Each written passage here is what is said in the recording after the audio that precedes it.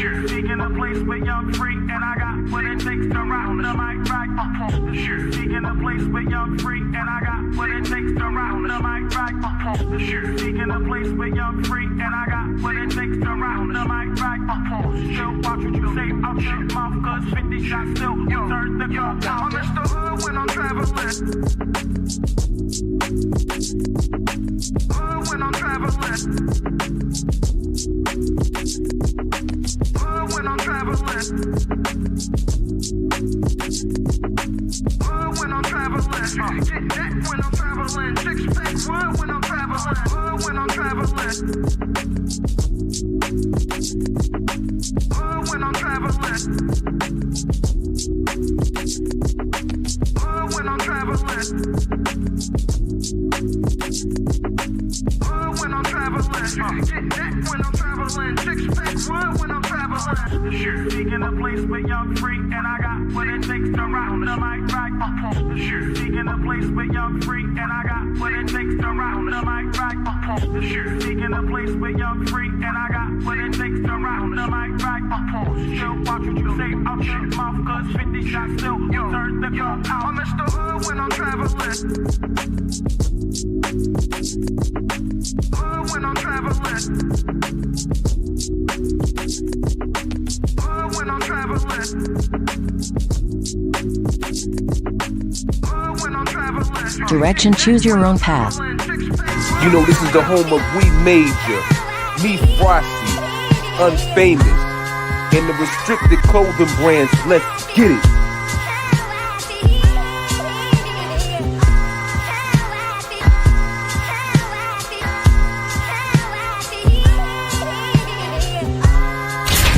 The message is always in the cloth, the colors, the designs, the fit. Basic. Pay attention. Stay alert. And remember, choose your own path. Direction, choose your own path. Don't just wear anything. Wear garments that mean something. We got hats. We got sweatshirts. We got jackets.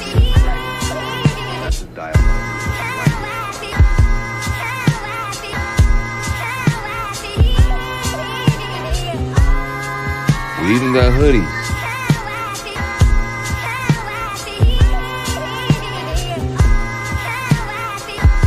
Let's not forget our classic tees. Direction, choose your own path.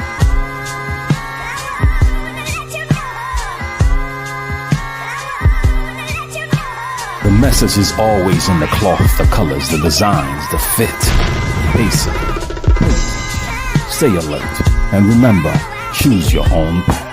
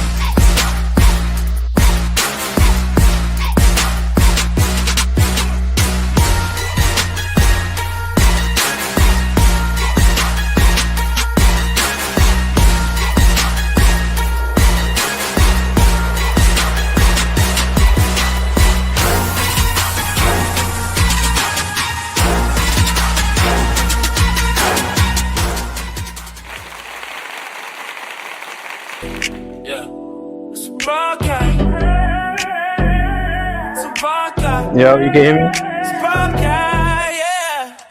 Like, share, subscribe, tell a friend, to tell a friend. DJ HAMP about to go live again.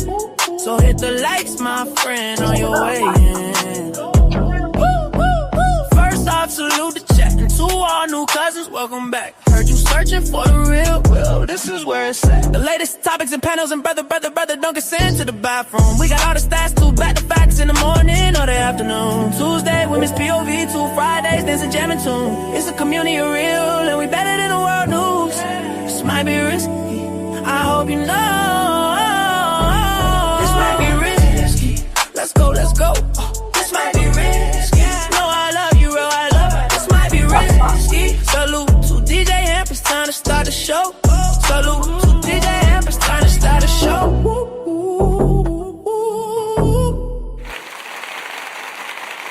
Yo, check. Like, share, subscribe, tell a friend. Hit that like button right now if you can.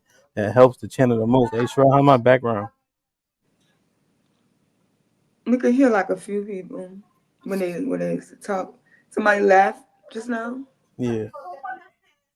Yeah. Mm-hmm. Where you going? You always going somewhere. I gotta go to Charlotte. Man, give Spirit a break. People tired. They got room for me, man. They know I need that exit row 14F. You sit in the same seat every time? For the most part. I mean, but I sound good though. You can hear me well. I'm clear. Yeah. Okay. Like, share, subscribe, tell a friend. Hit that like button right now if you can. It helps the channel the most, man. I said the show must go on. I got a long ass layover. I'm here in Orlando, heading to Charlotte. So I said it's the right time, so we had to push it back. But this was like the normal time for upwards of a year and shit. You know what I mean? We should be good. What's up with you? I'm good. You all right? Mm-hmm. You got the doobie rag on and all that for, and the hoodie and all that. Kofi, it's freezing in New Orleans. I mean, freezing. My brother didn't get the memo. He's been running the air. What is it, 65 degrees? That's freezing. Yo, man, no wonder y'all lost the Civil War. Funny. That is freezing down here. No wonder y'all lost the Civil War, man. Northerners. Yeah, they should have made y'all come fight down here in the summertime. Let me see you on the chat real quick. Metaphysical was good. Bub in the building. I got AC in the building. E-Dub was popping. D Madison in the building. Salute. 54. Ain't bad. Vet Life was good. Peace be still. CC was popping. Riri. Salute. Big Lee was goody. Make sure I go to directioncyop.com, man. Eric Ishmael was good. Strada in the building. Salute the SPS podcast in the building. Please go like, share, and subscribe. You heard? Frank White was popping. Rebecca, salute. Miss Jilly, what's up? Miss say what's up to Miss Jilly in the chat, please. The second, we see you daily in the building. Money Talks Thursdays with Daily and Obstacles. Please go tune in if you want to learn something, because we all need some financial assistance in some way, shape, or form, whether it be just advice. You know what I'm saying? Quincy was good. Homeboy, Shalom. Dr. G in the building. Salute. Hit the like button, man. Hit the like button. Salute to who that? Oh, DC was popping. Let me see. Devin, salute, man. Devin was in there cooking in the Discord, man. It was one on many, man, but he held his own. You know what I'm saying? Shad was popping. Drabo in the building. Salute. Action Jackson was good, my G. Good to see you. Omega Dreads was popping. Sean was good, man. Make sure I tune in to the Super Perspective on the weekend. We're trying to figure out the best slot, but we had a hell of a show on Sunday night. We had a hell of a show when we did it on Saturday night. So, yeah, man, definitely go back and watch that if you can. We had a lot of dope personalities hit the link, man. And Sam was good. Zeke, what up? Good shit in the Discord, man. We got a room in there. It's a what is that room called? Fit room. Where if you can't do there's a fee to get in, Sherelle. It's a 25 push-up fee to get in that room if you want to come in that room. So it weed out a lot of people. Posh King was good. I've never been there. Jay Villa, what up? Nobility, what up? Good to see you. Aaron Rand, Shalom. Vet Life, OG Vet Life in the building was popping. Fat Boy, what up, kid? Good to see you. Tyrone in the building. Salute. Yo, what's good? Millennials versus the world, man. Salute, bro. What's good, kid? Good to see you. Hey, man, congrats to y'all for hitting 1,000 subscribers, getting that monetization. Oh, last time we went over there, though. We ran it up, though. Matter of fact, you've been monetized. We ran it up last time we went over there, Sherelle. You know what I'm saying? Mel was good. Mel, you already know. Let's get it, man. Hit the like button. That's Alibaba was popping. Mr. JCK in the building. I like it. TNB in. Salute. Nights was popping. Good to see you. Hope all is well. I got insane. Let's get it, man. Like, share, subscribe. Tell a friend to tell a friend. Hit that like button right now if you can. That helps the channel the most. Calvin, what up? Sherelle. So on the show on Sunday, the Super Perspective show, right? There was a woman who was around my age, maybe even a little bit older, right? And what scuffed my Timbs was like how that archetype, but even the younger ones, is all saying the same shit. Like this 666 shit. I'm trying to figure out how real it is. But at the very least, when we get on the internet, right? It's women really talking like this. She was saying that she need a nigga that she with, even though she make upward, over $100,000 a year, pay 75% of her bills. When I had the Gen Z panel up here, those women were 22, 23, 24, saying something very similar, like about he got to do this, he got to have this amount of money, you know? That's the money aspect. And then the aesthetic aspect, the 6 figures, 6 feet, six pack women, and I got a clip, are I even always making, wondered what the third six was for. I think it changes. maybe it changes. I'm not. If it's the whatever the other thing is, that ain't. You know what I mean? But women can talk about that. But it's like it's mind boggling. So the aesthetic piece, right? The 6 figures, six pack, they'll make concessions to get that as well.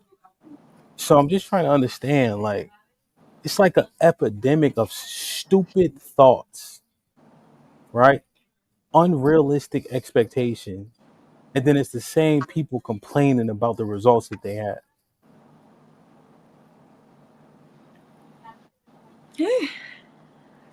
That's how it's gonna go.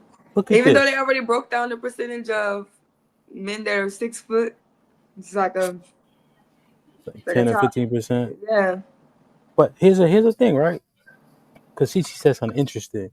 Why is it a problem for women to have standards, right? I agree with her. There is no problem for women to have standards. But these standards, look at what they do in terms of decimating her thinking process because of these 666 standards. Let me show you this. Like, share, subscribe, tell a friend and tell a friend. Hit that like button right now if you can. That helps the channel the most. Do you see my screen? Because I don't have two screens. I can see it. So this Osa, right? You see Osa? Mm-hmm. So Osa like 6'4", 6'3". The women deem him tall, dark, and handsome, right? All that good stuff, right? He was also having a conversation about, he got the kids by the different women, and you know, his work is just regular work. He ain't making, you know, this exuberant amount of money, right? To where, like, especially in comparison to like love, right? Mm-hmm. But listen to this choice, because we're talking about standards. So I agree with Cece, but I'm questioning the 666. I think Cece think that's a standard, right? But let me ask, and we watch this clip, what the fuck is the actual standard? Because if these are the standards, then do they need to be adjusted or thrown out? Listen to this, right? Love, a question real quick. Love, after what you heard on that show, if you had to go on a date, would you go on a date with me or Osa? So remember, she just listened to what he got going on. You see what I'm saying? So she know all this, and then he was even getting kind of drug on the show, to where like a lot of the information was coming out about wait, how you get to there? How you this happen? And how did that manifest? And why you not with her? Right? And the answers that he was giving wasn't going his way. You see what I'm saying? It was a bad look. You know what I mean? I can't see you, so you gotta answer. Yeah. So, but then listen to her choice because of the 6 foot thing and the 6-pack thing. So listen to this.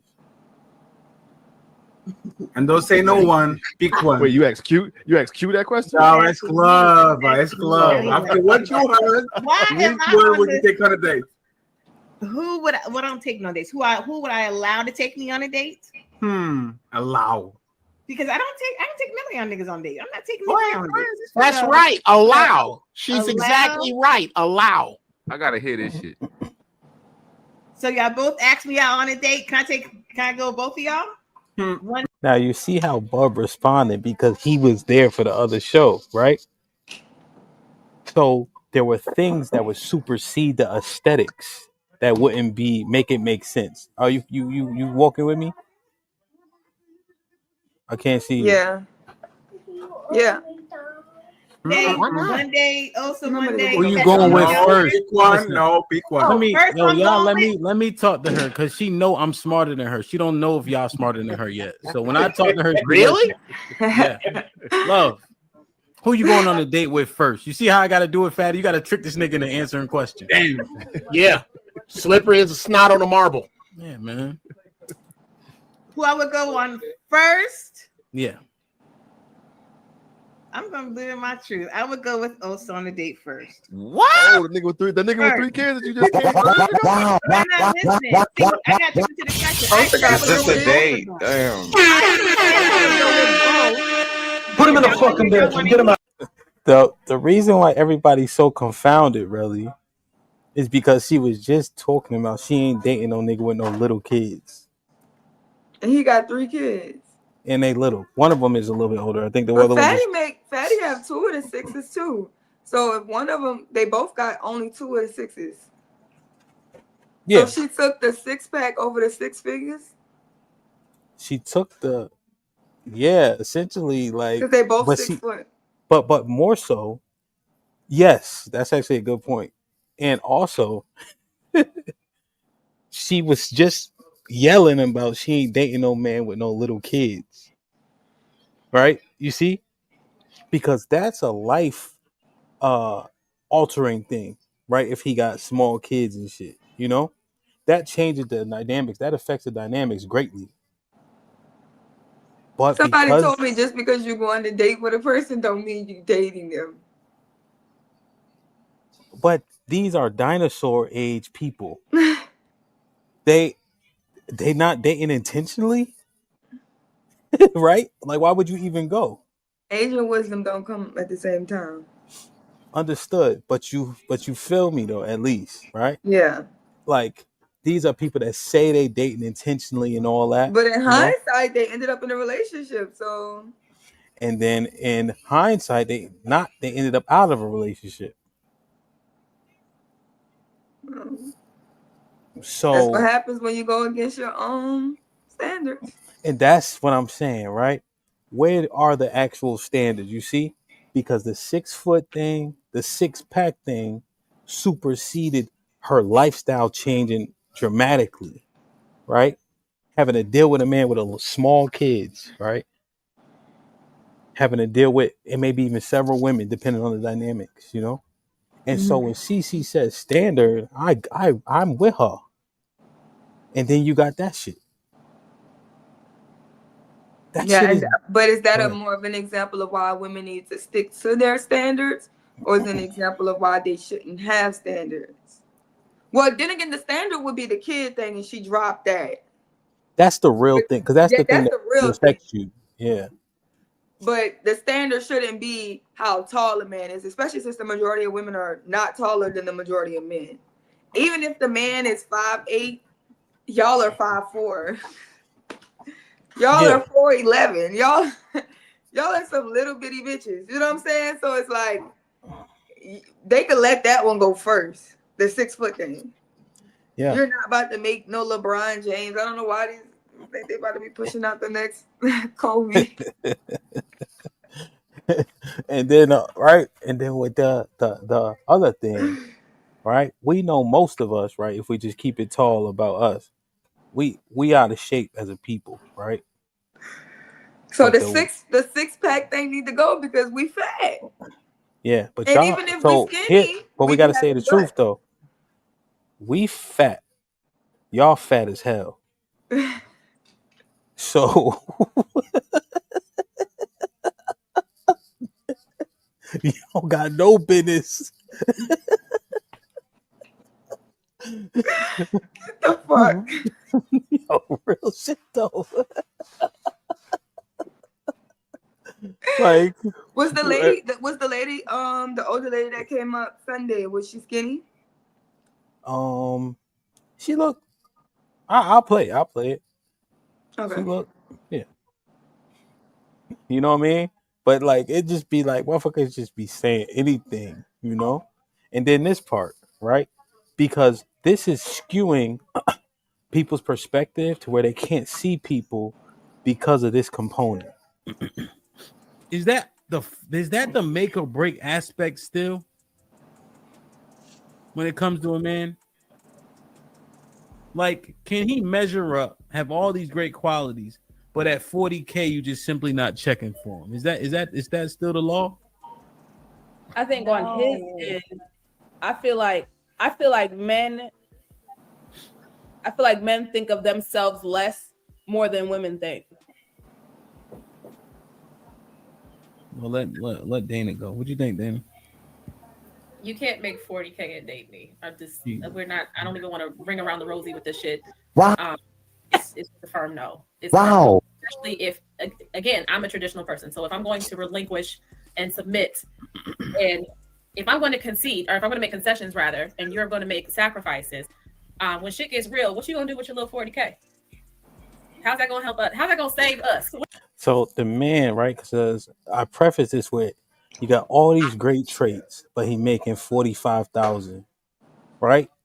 She ignored all the great traits and said, "What you gonna do with your little 40K if shit hit the fan?" But what about all those great traits? You know, wouldn't those be the things that you can apply to several different facets of life? Why? And then we didn't even put like a barrier or a standard or a hypothetical around the 40K, but it don't even matter. If he a school teacher in a suburb, right? He probably making 45, 50, maybe 60,000. But that defines him. You know? Now I get it, bills gotta be paid. But a lot of our problems, Trell, are kind of based on lifestyle too. You know, how we live may or may not be a lot of the reasons why we are struggling. You know what I'm saying? Yeah. And I think that's just what it is, because I know some responsible people that make 45K and they have more than people who make 100K. Just because they buckle down, they pay their bills on time, they got good credit, they bought a house, you know what I'm saying? They paid off their cars, they live reasonably, you know what I'm saying? So I guess it's to each his own with that, but it's definitely the lifestyle. Look at her face. Yeah. Look at her face. Look how disgusted she is at the nigga she never met that make 40K. What are you sacrificing? No. I ain't gonna be able to do it. Little 40K. That's cute. Oh my God. What if he knows how to manage that 40K, Dana? There's nothing to manage, Nate. Is he gonna eat? Are we gonna eat? Am I gonna eat?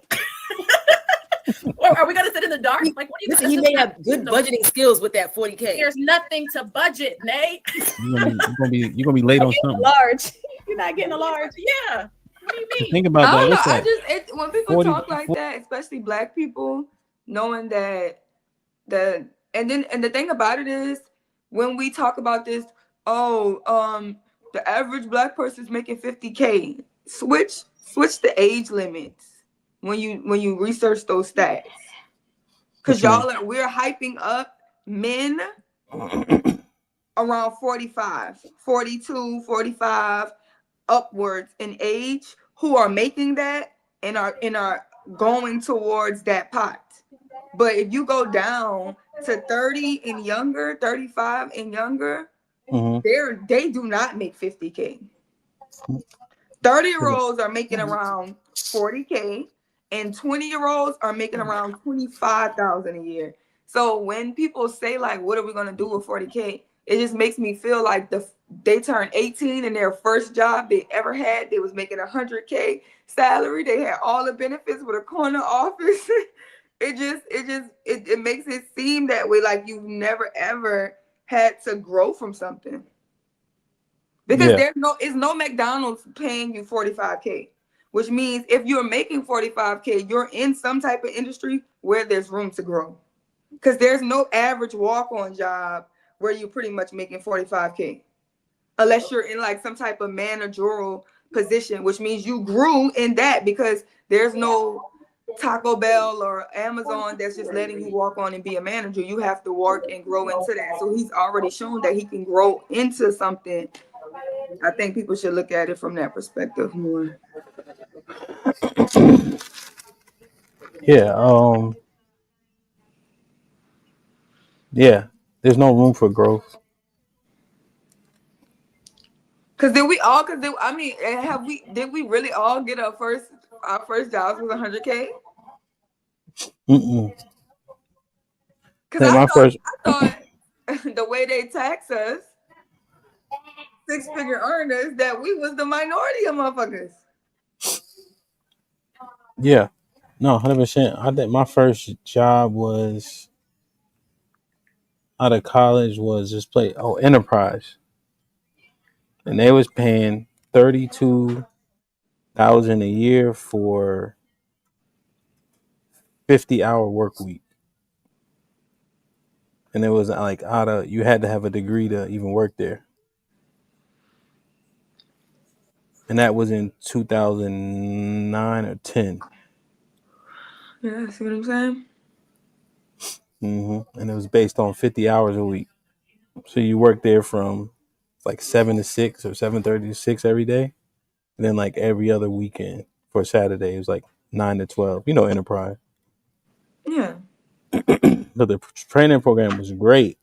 But, you thinking, but out of college, you think that's that's good money. And they gave us like $250 for, like to get a suit and shit because you had to dress up. Mm-hmm. They gave us like a Macy's card or some shit. Niggas thought they was on. And that was what, 23, 24? Yeah.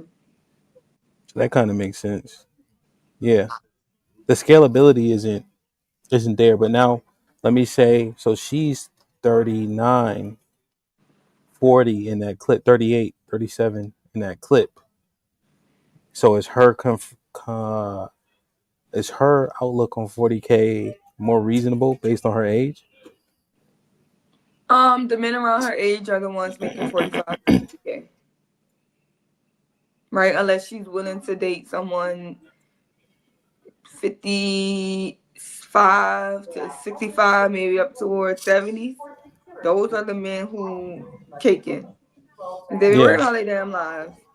But those literally, the boomers are holding the majority of the wealth in this country. They are the ones making shit pop. Yeah. Yeah, no, 100%. And yeah. And these aren't my concern. Well, let me show you this clip, right? Because I'm calling it an epidemic because it's a thinking process that ain't leading nowhere. Mm-hmm. Right? And usually like CC pretty logical in the chat, But she start yelling out, "Oh, they can't have standards?" What?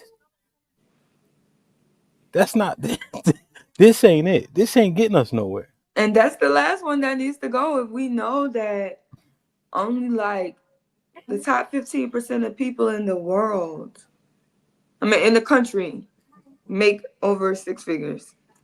6 figures or better. Only 15%. So it's like, when you know that the pot that you're pulling from is so small, how realistic could your standard be? Should standards be realistic? Standards should be realistic if you're really trying to get something out of it. And I think we need to be focused on more probable outcomes. Now, I can understand her saying, "I'm not taking no nigga that work at McDonald's." That's the standard. Why though? I thought you said he could become a manager. Because even if you're a manager, because we understand that in America, the way that you grow into earning more is somebody with some type of education or some type of trade. So if she's educated, she can have that as a standard.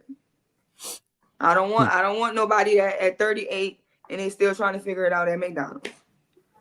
Now for the 19-year-old boys and the 20-year-old boys that's working that McDonald's their first job and they trying, the girls their age should be more willing to work with them. But if you're pushing 40 and you're still at McDonald's, that could be a standard for a woman to be like, I'm not dealing with that.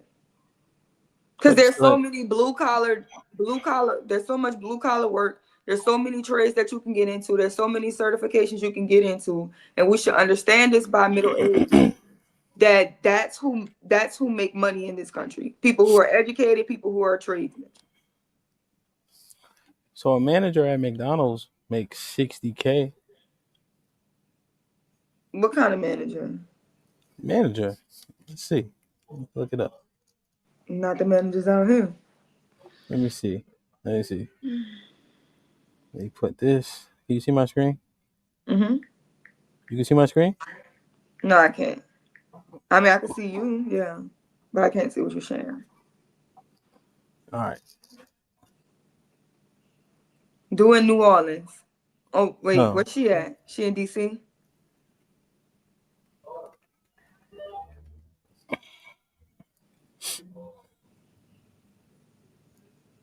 Look.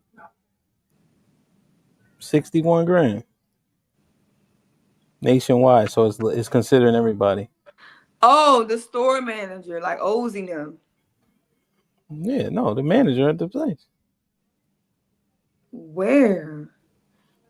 That's what I'm saying. Like, this is the overall average. So you got New Orleans in here, you got DC in here, you got New York New in Orleans. here. Who cares? Everybody, what are you talking about? New Orleans is that girl. 60,000. That's crazy. I'm gonna ask them. See? I'm gonna ask them when I next time I come to McDonald's. He immediately got discarded. See? It's some y'all minds is fucked up. Like do women actually know how much That's why the manager, I used to work at McDonald's. The managers who was managing me at McDonald's are still the managers at McDonald's. Plucky, Ozzy, all of them girls, they still work for McDonald's. Let me say this to you. The reason why you don't like the McDonald's guy is because he not cool enough. It ain't cool to work at McDonald's. McDonald's niggas do be cool. He not cool enough to work at McDonald's. McDonald's niggas be having listen. Prestige. He don't got prestige working at McDonald's, right? Nobody want to say, hey, what does your husband do? What does your boyfriend do? Oh, he work at Mickey D's. They got street cred for the women that they deal with in the streets, yeah. But for a woman that's educated, yeah. The streets don't pertain to 99% of us. That's what I'm saying. So because the McDonald's niggas get women. So what I'm saying is, no, the woman with the education, that could be a standard for her. But they all talking the same though. Like when you listen to the conversations, right? The status may even supersede the bread. The look even supersedes the values, his principles, because he looked good enough that you'll allow his look to supersede your value. Like, that shit is so superficial and we going nowhere fast.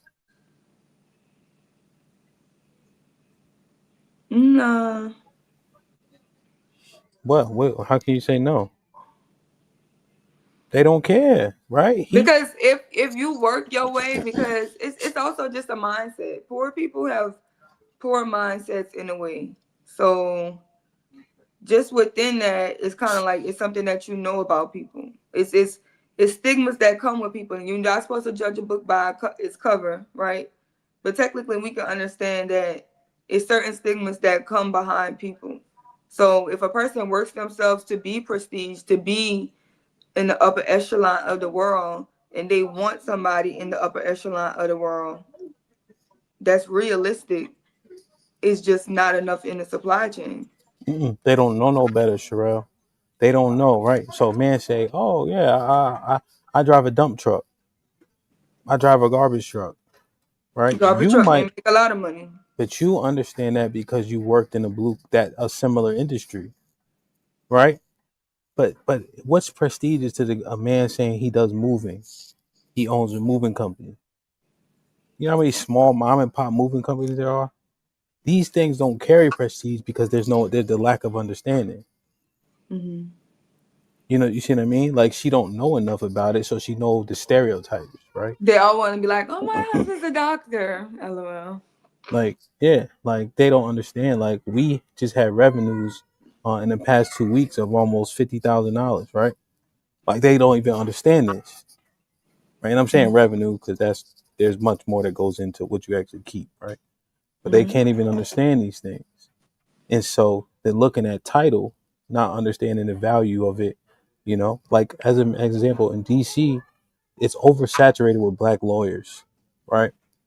So those same lawyers who should be getting 150,000 is getting 85,000 because there's so many lawyers. You don't have to pay the premium. Yeah.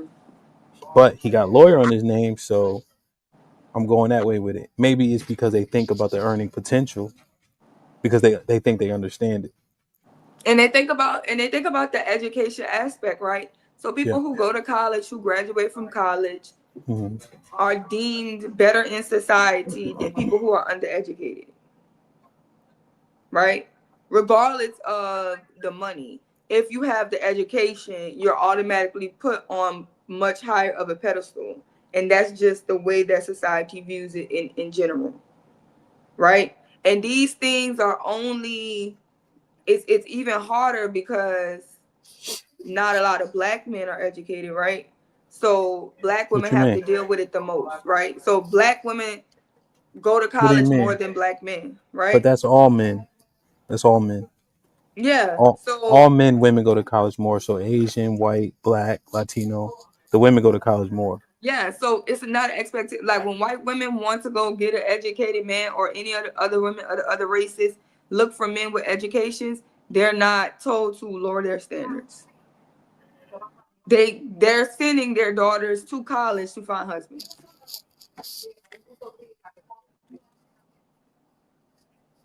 What? Yeah, they send their daughters to college to find husbands. So you To saying get that to say that what? portion of it. That it's just because there's the pool is not big enough for them to get it. It doesn't mean that, hey, I have an education, I want somebody with an education. It's not a realistic standard that somebody should want. It's reciprocity. So you're saying they want a man who's educated, and they should hold that standard, even though you're saying that black men don't go to college as much. I mean, they can hold the standard. I'm saying that it's not wrong for them to have the standard. That it's a realistic standard for them to have. And what's the Wanting standard? somebody to be educated, to want somebody So, that's educated. so him to have a college degree, you're saying Yeah, that's not a bad standard to have. that's not a bad standard to have. No. Okay, I can concede on that one. I just think the ideology that goes along with it is broken, and it's going to be unrealistic in terms of just disqualifying men because you don't have a bachelor's degree based on what we know now, knowing that these degrees don't turn a profit like they once used to, or we thought they did. Mm-hmm. Like millennials was told to just go to school, like that was the next step, right? Without much thought process behind it. So now to eliminate someone when you know, based on the research we now have, that wasn't fruitful, makes less sense than No, before, yeah. Because right? I was going to college and I switched up and did the blue collar route, and I made more money in the blue collar lane, and it's less, Mhm. BS or whatever, right? But I understand, and it even a little bit more because I'm from the hood. So when you get into like college, people are bougie. People have uppity attitudes too. You know what I'm saying? And it's a lot of upper middle class, attitudes that they have the highness about them, and that mindset, of course, would coincide with them wanting a man equal to that, right? Because No. when See, the word equal gets you in trouble, right? Because a college degree, what do you mean by equal? Because what you want to do is an investment should turn a profit. I It was should, saying have that highness mindset. but that's the thing though. See, that's where they get into trouble talking like that. Because I'm looking at a college degree as an investment, right? A CDL as an investment, right? A cert as an investment, right? You getting your PMP, that's an investment.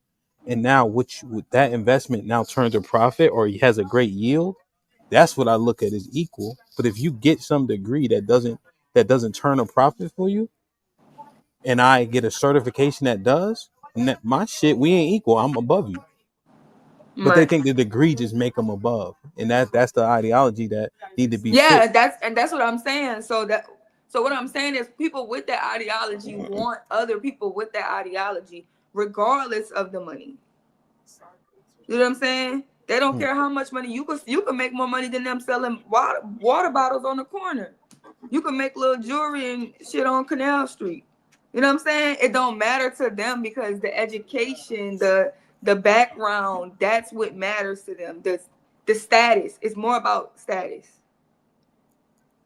You know how they say? He said, I pulled up to the club, gas tank all E, but all drinks on me. Mm-hmm.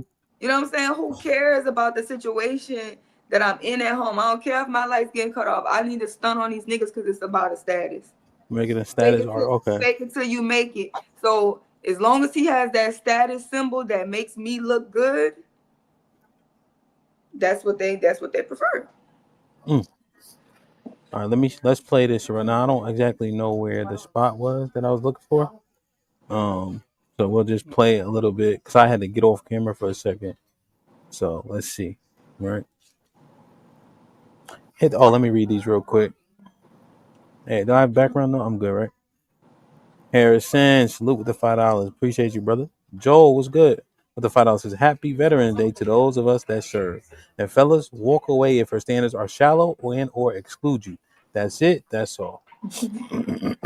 Salute to all the veterans, man. Joel with the $10 says, don't forget women also have height preferences based upon how tall they are in heels. Men have to be permanently a certain height based upon how temporarily tall a woman is for a few hours per week. Mike Brown with the $5 says, it's not a standard generally. Their dads aren't what they're asking for. So the mindset is built from a skeleton. They never even seen it, huh? Joel with the $10 says, HAMP. People love acting like young folks are the only ones with potential to earn more money. People act like us 40 plus making 80K will never earn 1 cent more. Even 80K, the 90K is growth. Yep. RNC with the $5 HAMP. Did it matter to you how much money your wife made? I bet it mattered how much you made. No, it didn't matter to me, and she never asked me. One thing I asked her, I'm like, yo, you never asked me like what I did or how I got money or whatever. She's like, I just knew we'd never be broke. So that was her response to that conversation. Aaron with the $2 says, it's no way these are great grandmom's standards.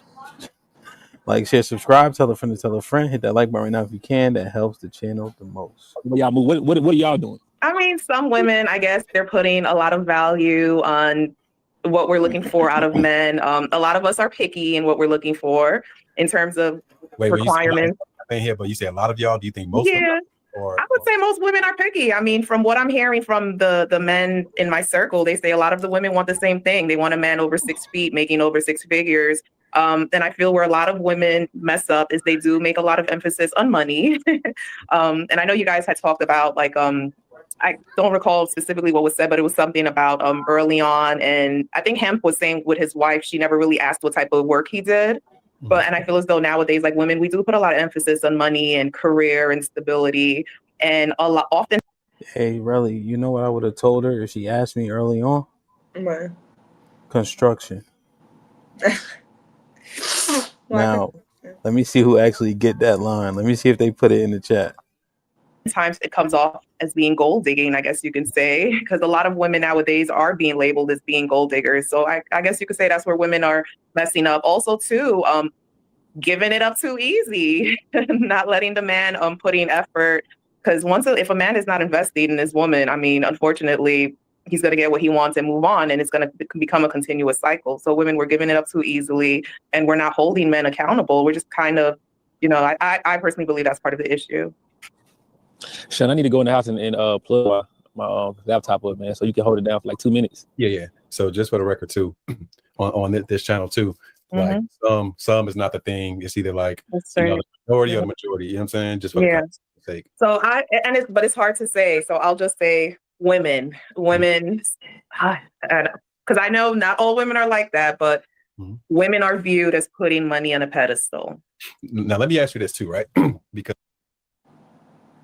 you on mute. My bad if we just start watching it because I walked off, so I didn't even see this part. I just heard it on the back end. So now I'm watching it like we ain't doing the show. My bad. You might have to remind me. I'm trying to see. Because what she's saying is... Because this part of the conversation hasn't been said. Do you feel like... So explain where you grew up at. I want to get to the culture part of it. Yep. So my family, like I said, is from Belize, but I spent most of my years in the Bronx, New York City, very diverse. And also Belize, obviously, Central America, third world country. Okay. So now look, do you feel like in Belize, as opposed to in the States, there's dating and culture and family building and stuff is seen or taught differently? Oh, for sure. So growing up, that was one thing that I can say. I wasn't able to just bring anybody home. Like, you had to be presentable. You had to come from a good family. Even in terms of dating out there's some type of courtship. So it's not just us meeting up for lunch. Like, if we're going out on a date, this shit don't make no sense to me. Cause we know the story.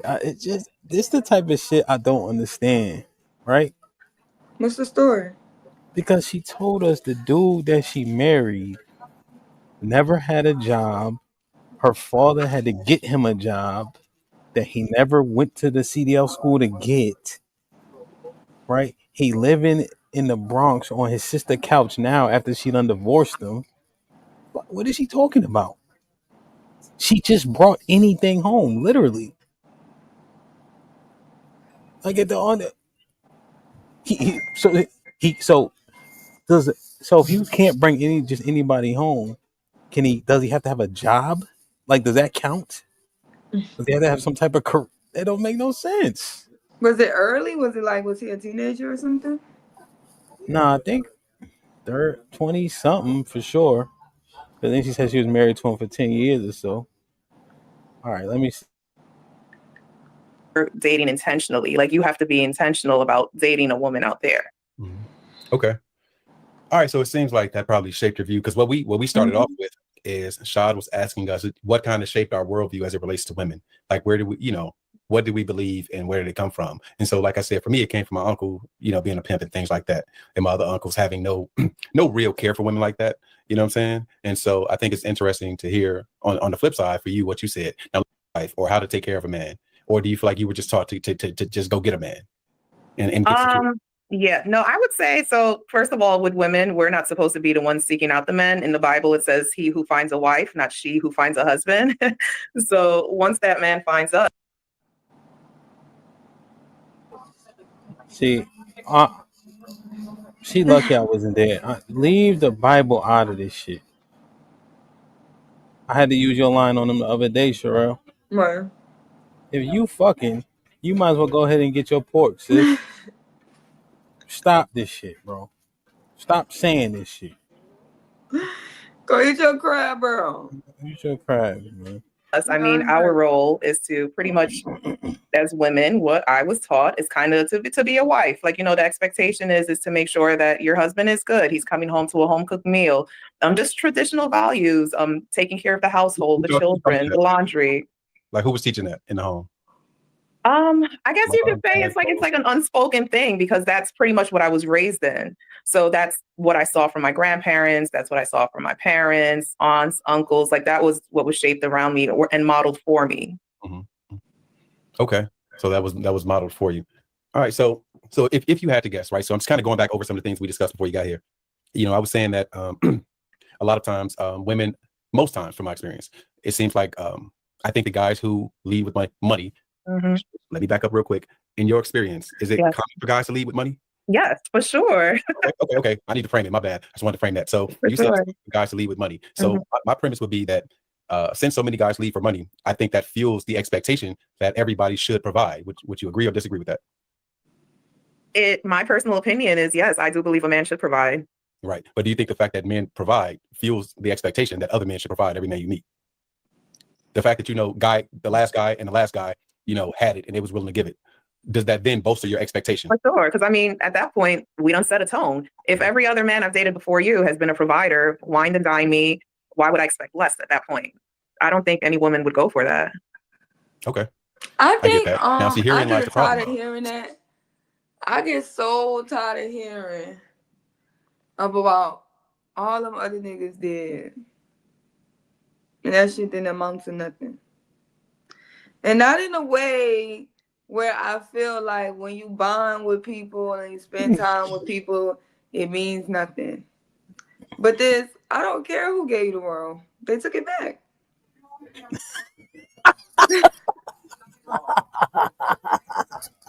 Yo. You know how niggas used to try to stun on us with rental cars? You remember when two-roll first came out? Mhm. They used to make that shit expensive, but niggas putting Benzes on two-roll, G-Wagons and shit. Hey, And bro. Don't even do just don't even need no more sauce on what you said. You gotta let that shit marinate. Like he did all that shit and took it back. Nigga rented you the world. Nigga rented you the world. Yo, what the fuck? Like, and this what I'm saying, really, right? These standards don't got no fucking merit. They are not rooted in shit. Like, and that's what I was saying. Like, this 666 shit is an epidemic that's leading us nowhere. So let me get to this part. All right. Well, we just gonna watch it because I'm trying to see where it is. And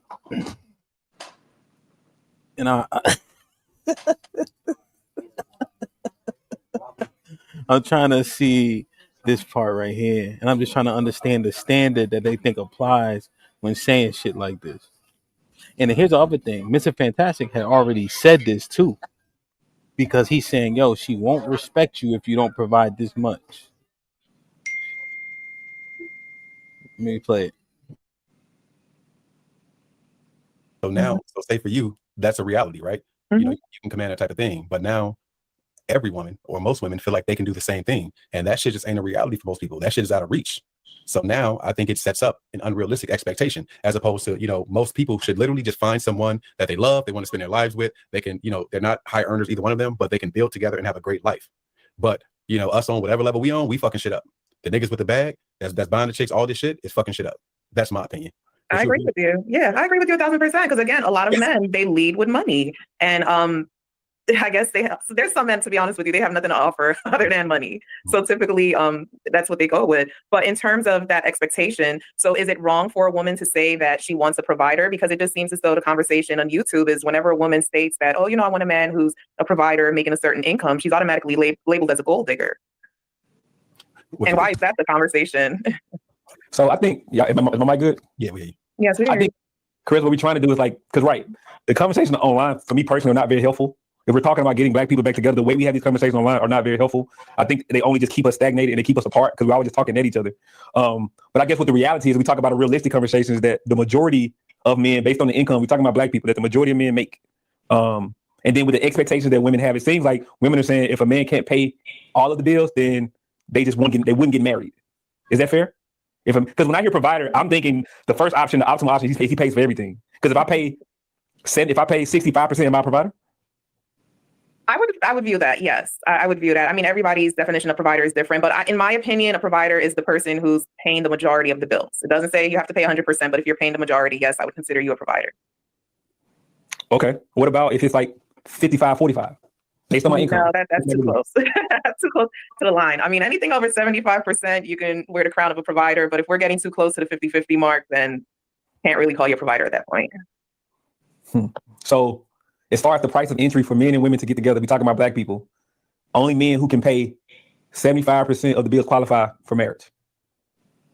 I mean, part of marriage is being able to financially take care of your household. So if you're not, and keep in mind, if you're planning a family at some point, you know, you're going to want to have kids. And let's say if you're marrying someone who is gainfully employed, what if she's out on maternity leave for 6 to 9 months? Are you going to be able to pay the bills in the house? Or is your family going to hit hard times because you're more so reliant on that 50-50 income coming from her?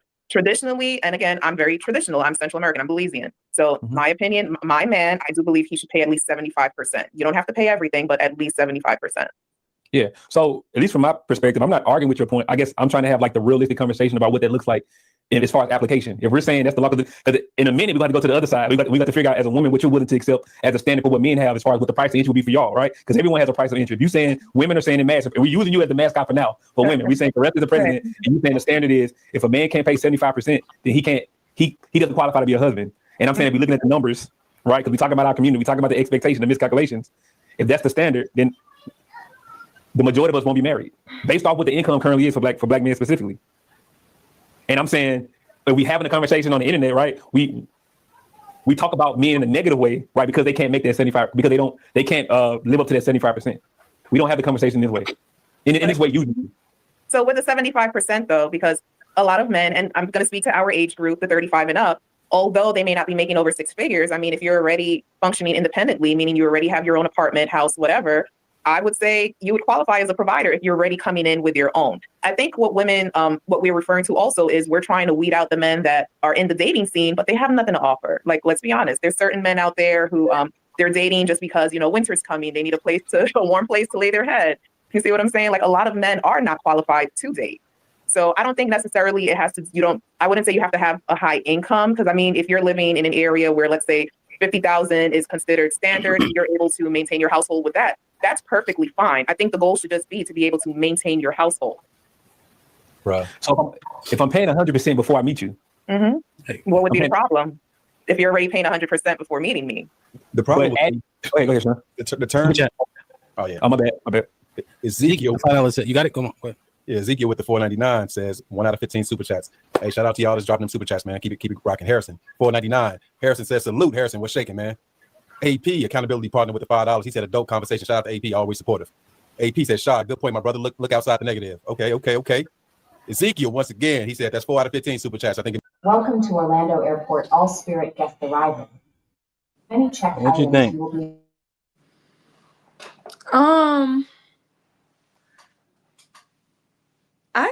I don't know why.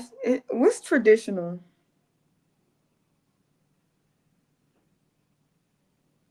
I kind of feel like I don't even know what traditional is when people say they traditional in 2026. Yeah, traditional shit is bullshit, right? Because she also got a job making $100,000, right? So that don't even coincide and fit in that box, right? She also got rid of her husband, right? While she got a kid. That ain't no traditional shit. Once she got prettier, she changed her aesthetic. She got rid of that nigga too. That ain't no traditional shit, right? A man providing money is not no traditional shit if that's the only thing that makes him a provider. What about her spiritual leadership? What about her mental fortitude, right? Who protects all that stuff, right? Who provides the safe place for those things, right? But now it's just relegated to money. It's like they have no idea. Yeah, that'd be confusing me when people be saying I'm traditional. I'm like, what? Welcome to Orlando Airport. All Spirit guests arriving. But this whole idea that okay, a man is paying 100% of his bills, so what's wrong with him paying a 75%? That's why I always say, live underneath his means and his means only what he can provide for you. So when you met him, he live in a 1-bedroom. And he paid 100% of those bills, and that one, you gotta go live in that 1 bedroom with him with that one sofa and the TV and the game, because that's all furniture men be having at their house. Single men. He make it work for him, but with us comes way more expenses. And a lot of times people can't afford us because we can't afford it. We're living above our means. We're pulling up gas tank on E, all drinks on me, right? So even if we meet a responsible man who knows how to do what he needs to do to make sure he's straight, that's a hard pill to swallow when he's trying to take care of somebody who spends more than they make. So Yeah, you saying all logical shit, right? And this is why this 666 epidemic is killing relationships, right? See, like men getting eliminated because of height and because of a wage and then status too, right? Ain't nobody mentioned character yet. Les, what up, kid? And that's a high standard. DJ Hamp, what's popping? Is to let Robin, people- how you? Israel, doing Hello, good. Les. Newish You guy. may remember. Okay, Yeah, newish guy. while the dark skins with the beards come in as new guy, newish guy. Falling after shot, he inspired me. Shot, little brother. Might be. How old are you, Les? 28. Yeah, for sure. Shot old as hell. He got 10 years on you. That nigga old as a mother. Big bro type. But he younger than you. All right, go ahead, Les. Go ahead. Man. She bringing up old shit. We know how she is. That's good though. What you think? Yeah, all is well. You know, second time up. You may remember Hemp. I came up. I was dancing pretty much. But yeah, now officially this is my first official panel. So salute to you, Sherelle as well. Long time fan, all that. So, but yeah, you know, this 666 epidemic thing. As someone who's 5'11", which you can pretty much round to 6 feet, right, if you want, and someone who's also, you know, by the grace of God, making 6 figures working in IT, my age, pretty commendable, I'd say, and someone too who's also, you know, not there with the 6-pack. Like I would say, on paper alone, I do have the standards, but with the way women are too, it's like, I don't know, man, like trying to, you know, as you mentioned, they don't even mention character and all. So it's like, what's even the point? Yeah. You know what you articulating, right? And I want you to finish, but I just want to help you kind of in terms of framing. There was a clip I saw a while ago. It said, drug dealer, scammer, 9 to 5. And the women that they selected in the clip, just to be fair, right? Because, you know, I don't know how many women they actually asked those questions, right? But the ones that were in the clip, nobody picked the 9 to 5er. Ridiculous. Dealer and scammer got picked in this clip, right? You hear my clarification? Overwhelming. And so what you're articulating is you don't have those, right? Those, like that, the cachet, like the, you know, those stereotypical what make a nigga cool, right? And so now you're dealing with that. It's almost like a status thing, or a do you fit the prototype thing? Right. Yep. How is that out there? You 28, you outside, right? Like, is that really, really real? Like they see you to be like, oh, he ain't hood enough, street enough, cool enough. Like, is that how is it manifesting for real? I don't know, like I've been pretty straight edge, honestly, my whole life. I haven't had sexual interactions with anyone at all. I'm a virgin, actually. So just been Jesus Christ. looking at the landscape from far distance, pretty much. Hold on, Sherelle, you trying to hit it? I'm sorry, you at the airport and can't hear? No, I'm saying he's saying something. Hold on. Yeah, so I mean, like I haven't even dated before too as well. I plan to starting this coming year since I'm not the point financially where I feel I can manage that. And so all this time I've just been observing, coming up as a young dude, observing these red pill spaces. I know like the cliche that comes with that and all, but I've been, you know, just basically observing via social media, via relationships of, you know, friends, how they interact with women and all. And it's like, is it even worth it really? You know, you make all these moves to advance and level up as, you know, all these red pill guys and all these people are saying here in these spaces. But, you know, the way women don't even want to address character, spirituality, I'm big on that as well. It's like you make it to this point, you have all the 666, and it's like, what is it all for, really? So I don't know. Damn, son. You see, cause you ain't trolling. Nope. You just talk. I could see you just talking regular. See, there's other brothers. They have a like that have that are of the similar archetype, but they do you. Are there a lot of men in that like what you experiencing? What you experiencing?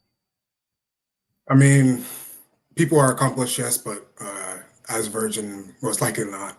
Okay. So I do have that edge, I would say, above others, but as But accomplished, my age, yeah. do are those men, even if let's say they had sex before, are they experiencing similar issue though, like finding a woman to maybe like court? Yeah, a lot of us like have tasted the waters. Not, I'm saying us, but like not me, but like in my friend group, they've tasted waters, and it's like, I mean, this girl kind of psycho. Some of them, they've actually been able to land marriages, and all. I see them on Instagram, and I'm like, congrats and all that. And so it's kind of a split up. Yeah. So you're saying you haven't dated like had a girlfriend? Are you saying like what do you mean by that? Like what level of dating do you mean and not mean? Exactly how it means. Like I've been straight edge, clean my whole life in that regard. So Okay, so never no had. girlfriends, nothing. Yep. Mhm. Okay. Damn. See, Sherelle, what you think? I think that's commendable. No, but what you think about yes. Well, I think he should have been dating, right? Oh, I'm saying the sex part. what I wanted to say is it correlates with she said some men have the money, right? Because he said he make 100K, right? And they have nothing else to offer. Boom, right? Because a lot of men in IT, they might have the swag. They don't have the corner board aesthetic, right? So even if they matched everything, they want more. They want a unicorn. They want some shit that doesn't exist. They want him to be a B-boy who makes 100K, who has an education, who shoot niggas on the weekends but take long walks on the beach. This shit is so unrealistic. But she literally said that. She literally said they have the money, but they don't have anything else to offer because they're not into pop culture, because they're not a whoremonger. Things that we try to deem as negative, this is the type of shit that women actually like. Because these are the men that have their way with women. Right? So they want a Pookie and a Ray Ray. They just want Pookie and Ray Ray to make 100K and only be faithful to them and take long walks on the beach. So what does Les do when he dealing with women? Are you regular black, Les? I'm not FBA, no. Huh? I'm not FBA, no. You don't think I was that the born women, here, he might need to date the women in his culture? They might be more suitable than American women. Where you from, Des? I mean, I was born here, but my parents are from Ghana. You probably need to go get a wife from Ghana. Why? Ghana's the same. You think Ghana's the same? Yes. Yeah, I Ghana actually don't went earlier this year. It's pretty westernized. Yeah, a lot more. Yeah. They don't have traditional women in Ghana? Well, we have traditional women here, but that's less of the point, right? That wait, we need an answer from you. You're a girl. What? We need to understand, like, so what is it? Because all we hearing is there's no standards. Because all the shit that women are hinging on what make a man good is bullshit. His money, how cool he is, how tall he is. That's why I'm calling it an epidemic. Mm-hmm. Because the women frankly have no idea.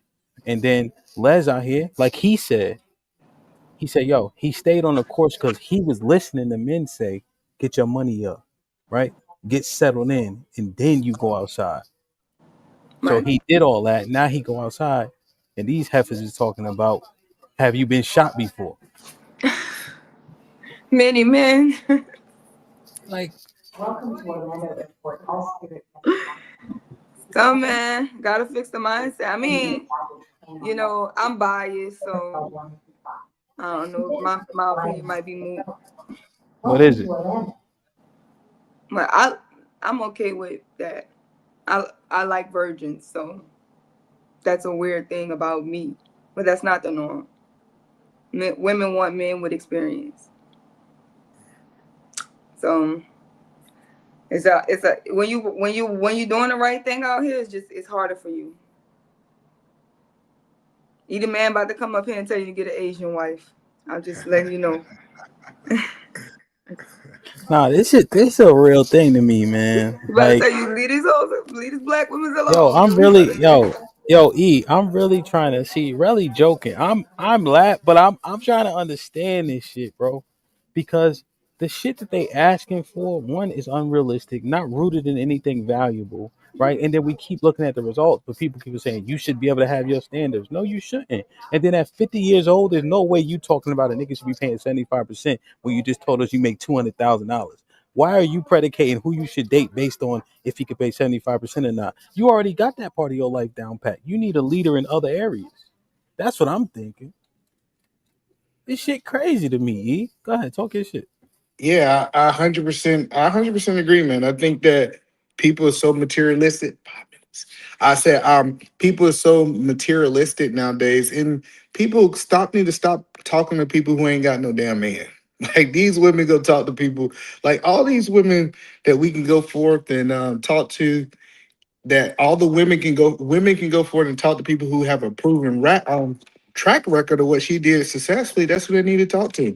It's this video going viral. I don't know if you've seen it. It's this woman saying, I cook for them and they told me not to cook for them. I clean and this, that, and third. Like she literally saying that she paid for dinners and dates. Women have to turn away from their wicked ways and they need to really just say, hey, I need to figure out how I'm gonna get this man if I value that. Now, if you're a woman who say you don't want a man, that's a whole nother conversation. But they not saying that, right? And here's the thing, right? They gonna think we. Oh, okay. He'll be right back. Whoever he told 5 minutes, and nigga, get your ass out here now. So You the boss. he got up out that chair quick. Yeah, he gotta fix it. He the That's one how. person running shit. That's how my kids move when I yell at them. I'm just saying. But okay, he back. Okay, he ain't getting in trouble. I thought he got in trouble. Okay. And see, the thing is, we putting 666 under scrutiny, right? Because it goes beyond 6 figures, 6 feet, and six pack or whatever they say, right? It's an archetype thing that they have not been gotten a good yield from and continue to complain about too. You see, because they don't implicate themselves, right, in terms of a nigga not being shit. They forget about the selection process and what and their part they played in it, right? So let's say, okay, fuck it, it is his fault, but you keep on saying the same shit over and over and expecting a different result, and then admonishing the men because of it, right? But if you continue to do the same thing over and over, that's the how you define insanity. But yeah, but it's a reason that this 666 is the mark of the beast. Like it's a reason that they want to go after this. Like I don't think it was a coincidence that they want the 666, right? The 666, I think it's literally, and I get people they don't believe in God, cool, but it's a reason that represents something. It represents toxicity. It represents you not getting what you do. You need you a 5, 6, maybe 3. You know what I'm saying? I don't know what you need, but you don't need a 666. You need to get away from that. He need to have a 5 or a 7 in one of those areas. I'm just letting you know.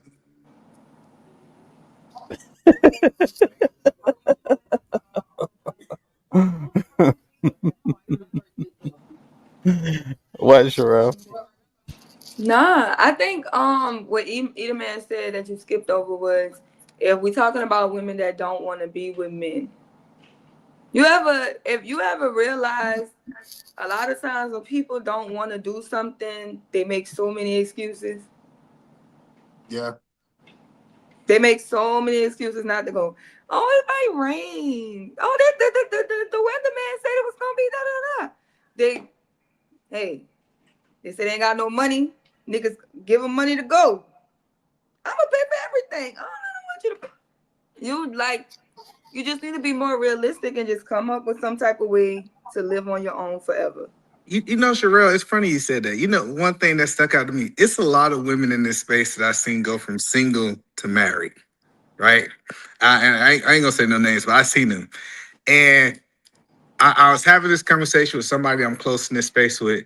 When she decided she wanted to get a man, I think she was married 6, 8 months later. Like this idea that the option is not there, the option is they can't get a man. I think it's a fallacy to stay single, like what you're saying. I think they don't want to get a man, but as soon as they decide they want to get a man, regardless if the people say they settle, regardless they say that's not, their Prince Charming, most women, once they change their mindset that they want a man, they typically get one, in my opinion. Yeah, and then they'll say that though, right? They'll say they have a video of a lady and she's like, "You think I'm worried because I can't get a man? You know how easy it is to get a man." She was on her camera. She randomly walked up to a man and was like, "Hey, you want to be my man?" And he was like, "Yeah." And she was like, "Look at that, I got a man now." Now, it is a caveat to that is that you can time out from getting a man because most men don't want no old ass woman. They be going with them old ass men. No, I'm telling you, if a woman tell me she can't get on her knees because she got bad knees, nigga don't want that. He wants you to get on his knees, on your knees, and do what you do. Like it is like a time that you can. It is. I'm telling you, it's a time that you can phase out. But especially most women, I would say under the age of 45 can get a man if they want to. Yeah, and I guess to bounce off your point, like I feel like women are doing this type of like virtual signaling type of thing, like where it's like they advertise that they're ready to date, and it's like, oh, these guys aren't up to par, and they aren't shit and all that, but it's like they advertise it, but they themselves they aren't necessarily ready for it themselves. So it's like an advertisement that is like kind of a sham in a way, if that makes sense. Right, especially when you know that in a marriage, it's not always about what the other person is providing, but also what you're willing to provide. And they're never talking about that, right? It's never like it's always I'm the table. What is the table? You know what I'm saying? This is don't want no man, the Lord's Sherelle. Supper, or Sherelle, they don't want a man. Like I'm just saying, like damn table. Sherelle, they don't want it. Like that's what I'm saying. Like it's not about can't attain it. Listen, look at every time we come on these panels, it's some thirsty nigga that's over here like, oh, let me talk to her. Let me do something crazy to get her attention so she'll respond to my DMs, right? Like all this stuff is strategy, right? She just don't want I don't know. Let me say that she don't. It's not that she don't want a man. She want the man that she cannot attain, and that's a toxic mindset to say, "Hey, I want something like I want something I can't attain." It's just crazy. Yeah. So they're either gonna have to be realistic about their standards, but if you don't get realistic about your standards in a certain amount of time, like you said, they're gonna have to settle. They're gonna get to the point where they're so lonely. Sure, everybody settled. They're gonna be but this the thing. I'm not gonna if your standards are above what you even deserve, you come into reality, it's not settling to me. I know, but most people settled because most people don't. The reason I say most people settle is most people don't get what they first love. Most people like the first love was a joke. No, I'm just saying, like, but the first thing that the first person they truly desire, most people don't get with. And I think we need to change the culture about telling people they should not settle, right? You should settle for something that's best for you, your future, and your kids. Like I just don't understand why that conversation, because everybody who I say, they said they ain't gonna settle, stay single. And they settle for singleness. That's still settling. If you want something, you can't attain it, you settle to be single. Here's the thing, though, right? This is what we got to attack. They need to stop saying the word settle, because the standard of the 666 is a foolish standard in the first place. To your earlier point, E, they think because he's not making the money they want him to make, he's settling. The truth is, they're trying to baseline off of shit that they don't got no business baselining on, because they keep on complaining about the same shit over and over. See, that's the part. Motherfucker got the audacity to talk about you settle for what? You regular as hell. No, yeah, that's what I'm saying, huh? So I think it's just levels to the settling thing. Being No, realistic. I ain't saying that. I'm saying let's get a real baseline and then right? And then have the conversation. So that's what I'm saying. So when you're coming from the 666, that's not settling. That's coming to a real baseline. I think women get to a point where they're so lonely they settle for less than what they deserve. That's when you start talking about women who are taking niggas out of jail. That's when you're talking about women who are taking men off the streets, who are letting men live with them, who have no jobs. And what is she? Because she said that she's like, majority of these men in the dating thing is getting cold outside. They need a place to stay. So you're not gonna date a man who makes money, but he's living with his mama so he can save up to buy a house because his mom gives him that. But eventually you'll move in with a man who has no place to stay. You'll accept him in there and he won't be providing. You'll be the sole provider because you've gotten to that point of so much loneliness that you're willing to accept anything, right? And you're right. The reason I know DJ Hamp said stop using it, I don't believe people are truly equal. So like for me not to settle, that means that I have to find my equal. And I think that's a fallacy that people think that your wife is your equal. Like that was what you equally deserve. No, that's what you could get at that time. And I think that's kind of the reality that we need to know. What is your best option to get at that time? Yes, to some people that might not be considered settling, but then we hear the whole conversation is, I got a better option 10,000 miles on another continent. You know what I'm saying? So like we gotta just start understanding this. It's not about finding your equal, it's about finding what you think your best option the time that you want to get married.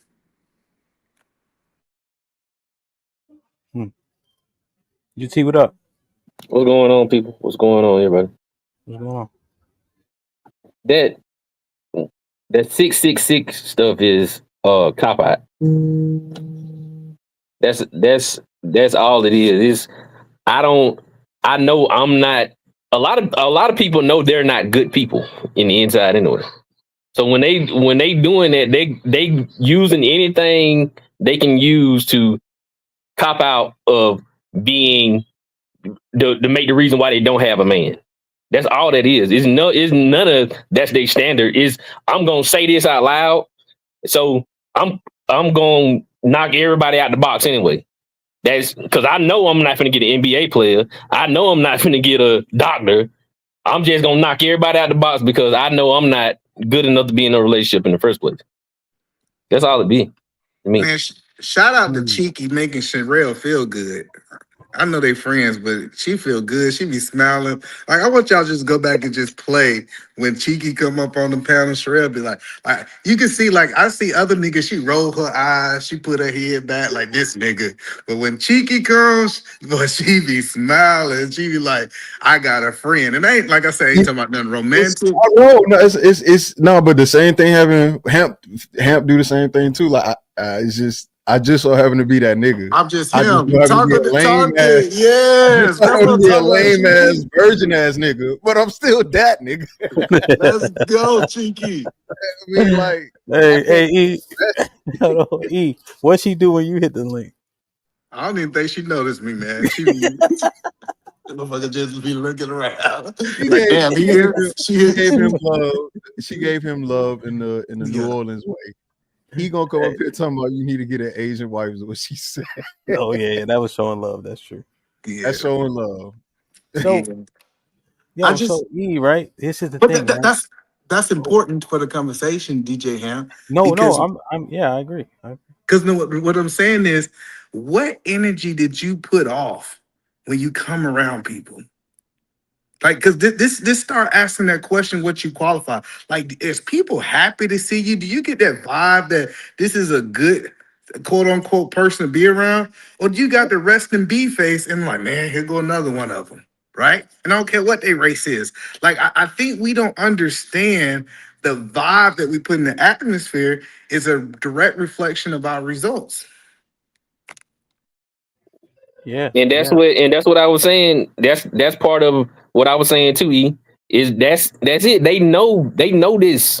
It ain't got nothing to do with either no man up here. Is they know who they are. I'm not gonna be able to, even if I get him for the night, I'm not gonna be able to keep him. That's what everything is. So that's it. Mm. It just it's corny, right? It's corny. So like, there's a couple people in the chat said, so they saying women shouldn't have standards, right? They're not listening, right? They're not trying to comprehend what's going on, right? We saying, hey, you baselining off of this is getting you into trouble. You see, it ain't about disparaging, right? But you have to admonish the thing so people can get better and understand what they're doing to themselves. But people, that's the one thing, right? The chat is equally as responsible as the perpetual foolishness that we've been in for forever, how many years. Because people come in and instantly understand what they think they wanted to understand before they even got here. So if it don't align with their presupposition, they say stupid shit like they saying women shouldn't have standards. We saying they should have real standards, right? Absolutely. And that's the value of the conversation. You know what I'm saying? And then we even know, right? Even when Sherelle saying, I ain't dating, I'm out the game. Nah. Stop saying that dumb shit too. Because when good niggas come along, what she deemed good, I'm using the word good, right? Then she acknowledge them.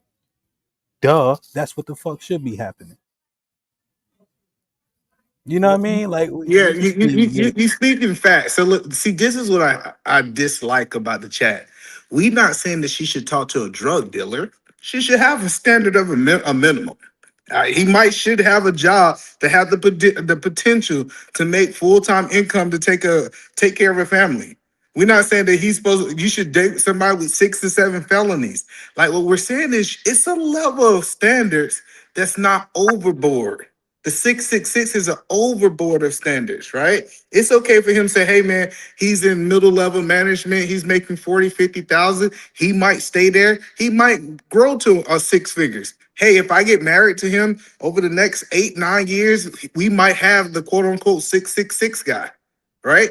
But I think that if you do want these 666 guys, why don't women talk about attaining them before they get fully developed? And I feel this is where like Fantastic is like vindicated in a way because he's always like the stat guy here, and this might be risky, right? But you do need to know stats to have like that basic level of foundation of where your fellow counterpart is out, and to be able to match them and be able to know where to move forward. So, I mean, shout out to him, shout out to everyone who's heavy on stats because I mean, I believe more women should be into it and know where they are, like in terms of their counterparts and also. yeah. See, I understand what E's saying, and I don't disagree. I'm saying something just a little bit different though, right? Because here's the thing: we had he was my science teacher for like 10th, 11th, 12th grade, right? Who knows how much money he making? 60,000. Um, but I was in like the AP courses, right? And so it's mostly white people in the AP courses, right? If you come from an environment like that, and it's me and my buddy, Mr. White. Y'all maybe seen him on the show before, but we were in AP calculus. We was in AP chemistry, and this dude like poured into us just because he was black and he saw us. We wasn't usually in those classes, and so he made sure we were straight. He was so passionate, right? But instantly, his passion will be dismissed because he only making 60K, right? And I'm talking about real intrinsic value of people is being missed and dismissed. And we talking about the women right now, but if I were to switch it over, we miss a lot of shit too by saying she can have a bad attitude if she's pretty enough. Dumbest shit in the world, right? But we talking about the 666 for the ladies. You know what I mean? You know the best thing my grandfather ever taught me? He said, hey, I can't remember, I was chasing the bag before he died, chasing the bag, chasing the bag. He said, hey Bam Bam, he used to call me Bam Bam. He said, hey Bam Bam. He said, you gonna have to find a way to bring value to women outside of your money.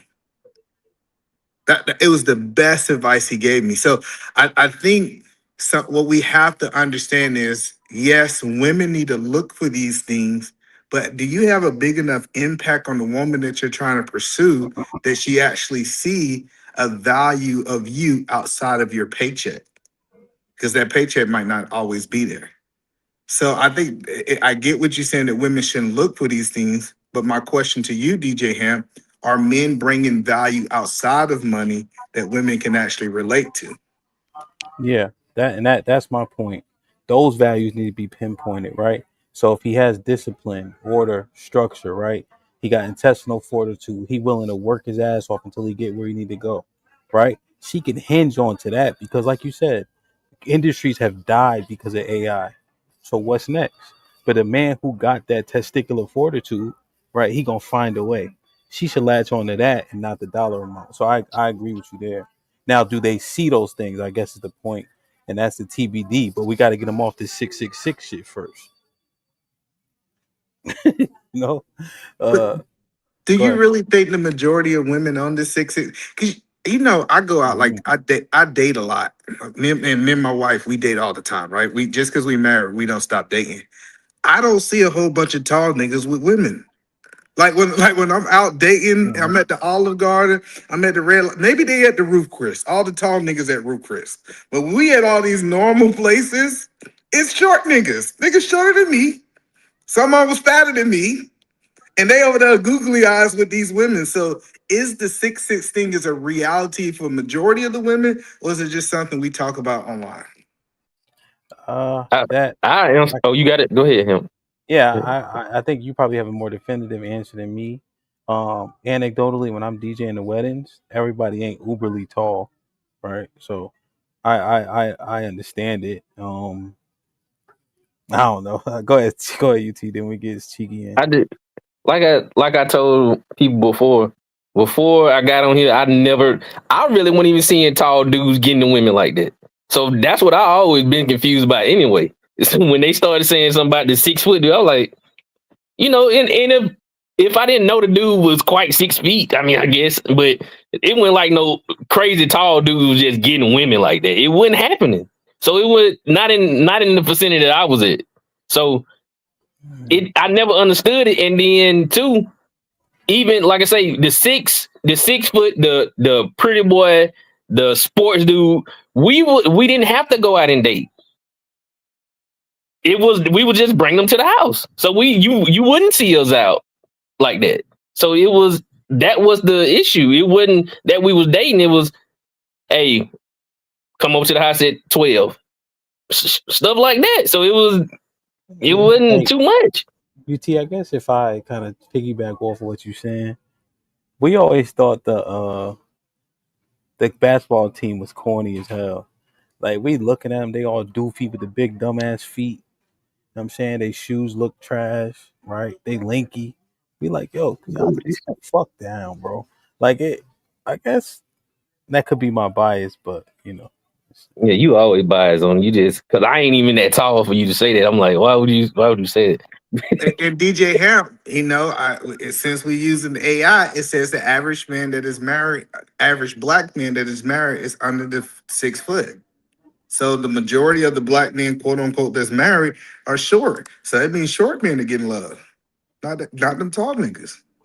well, it's also they only 10% of the population too. So if it was per capita, what's the answer?